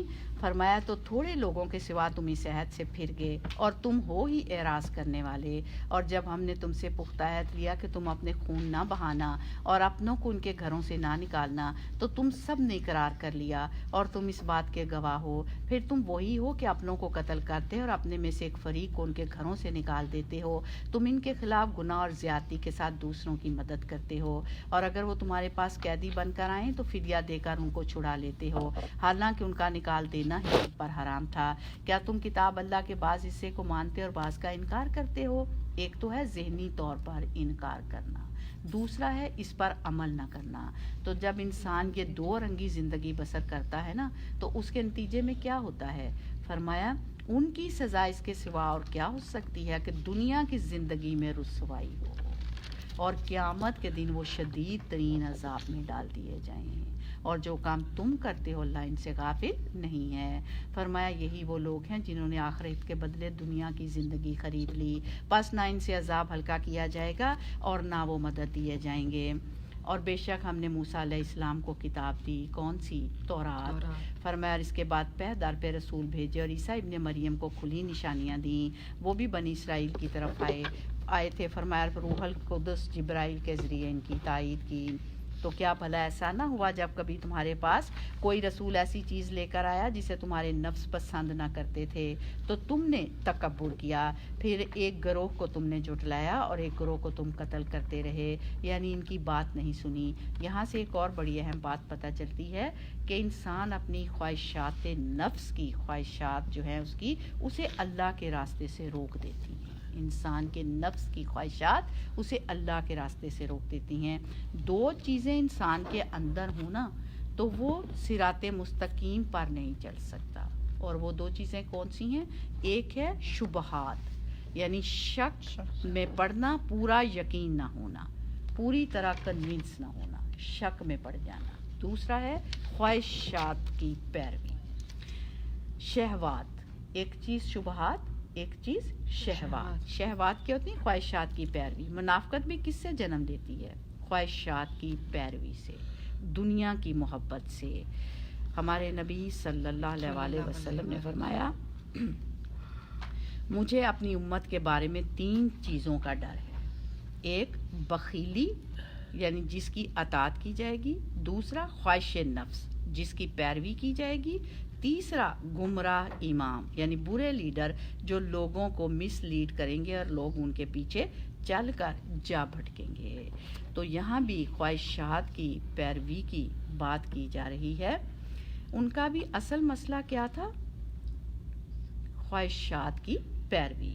فرمایا انہوں نے کہا ہمارے دل غلافوں میں ہیں، نہیں بلکہ اللہ نے ان کے انکار کی وجہ سے ان پر لعنت کی ہے، بس یہ بہت کم ہی ہیں جو ایمان لاتے ہیں۔ اور جب اللہ کی طرف ان کے پاس ایک کتاب آ گئی جو تصدیق کرنے والی ہے اس کی جو ان کے پاس ہے، حالانکہ اس سے پہلے وہ کفر کرنے والوں پر فتح مانگا کرتے تھے، بس جب ان کے پاس وہ چیز آ پہنچی جس کو وہ پہچان گئے تو انہوں نے اس کا انکار کر دیا۔ بس اللہ کی لعنت ہے انکار کرنے والوں پر۔ کتنی بری ہے وہ چیز جس کے بدلے انہوں نے اپنے نفس بیچ ڈالے کہ وہ اس چیز کا انکار کرتے ہیں جو اللہ نے نازل فرمائی۔ کس بنا پر؟ ضد کی بنا پر۔ ان کا اصل مسئلہ کیا تھا؟ انا کا مسئلہ، کہ نبی صلی اللہ علیہ وسلم بنی اسماعیل میں سے کیوں آئے ہیں۔ فرمایا کہ اللہ اپنے بندوں میں سے جس پر چاہتا ہے اپنے فضل سے نازل فرماتا ہے تو وہ غضب بلائے غضب کے ساتھ پلٹے اور کافروں کے لیے رسوا کن عذاب ہے۔ فرمایا جب ان سے کہا جاتا ہے کہ ایمان لاؤ ساتھ اس کے جو اللہ نے نازل کیا تو انہوں نے کہا کہ ہم اسی کو مانیں گے جو ہم پر نازل کیا، یعنی جو نسل اسرائیل میں آیا ہم تو صرف اسی کو مانیں گے۔ فرمایا اور بے شک موسیٰ علیہ السلام تمہارے پاس کھلی نشانیاں لے کر آئے، پھر تم نے ان کے بعد بچڑے کو معبود بنا لیا اور تم ظلم کرنے والے تھے، اور جب ہم نے تم سے پختہ عہد لیا اور کوہ طور کو تمہارے اوپر کھڑا کیا اور حکم دیا کہ جو ہم نے تم کو دیا اسے قوت سے پکڑ لو اور سنو، تو انہوں نے کہا کہ ہم نے سن لیا اور ہم نے نافرمانی کی، اور ان کے کفر کی وجہ سے وہ دلوں میں بچڑے کی محبت پلا دیے گئے۔ کہہ دیجئے کتنا برا ہے وہ کام جس کا حکم تمہارا ایمان تمہیں دیتا ہے، اگر ہو تم ایمان لانے والے، یعنی ایک طرف اپنے آپ کو مومن کہتے ہو اور دوسری طرف شرک کرتے ہو اور بچڑے کو خدا کہتے ہو، یہ کیسا ایمان اور کیسا اعتماد ہے تمہارا؟ یعنی کتاب پر کہتے ہو عمل نہیں ہو سکتا۔ آج بھی ہم لوگ کبھی کہتے ہیں کبھی سوچتے ہیں، آج کے دور میں 1400 سال پہلے کی کتاب پر عمل کرنا بڑا مشکل ہے۔ نہیں، اللہ کو پتا تھا کہ جو اور صدیاں آئیں گی ان میں لوگوں کی کیا ضروریات ہوں گی، اللہ نے ایسی کتاب بھیجی جس میں ہر دور کے انسان کے لیے رہنمائی ہے۔ تو یہ کبھی دل میں نہ لائیں کہ میں کر نہیں سکتی، میں اس حکم کو فالو کر نہیں سکتی، یہ بڑا مشکل، کبھی کبھی کرنا مشکل لگتا ہے، لیکن ہم نیت تو کر سکتے ہیں نا، کہ نہیں کر سکتے؟ نیت تو کر سکتے ہیں۔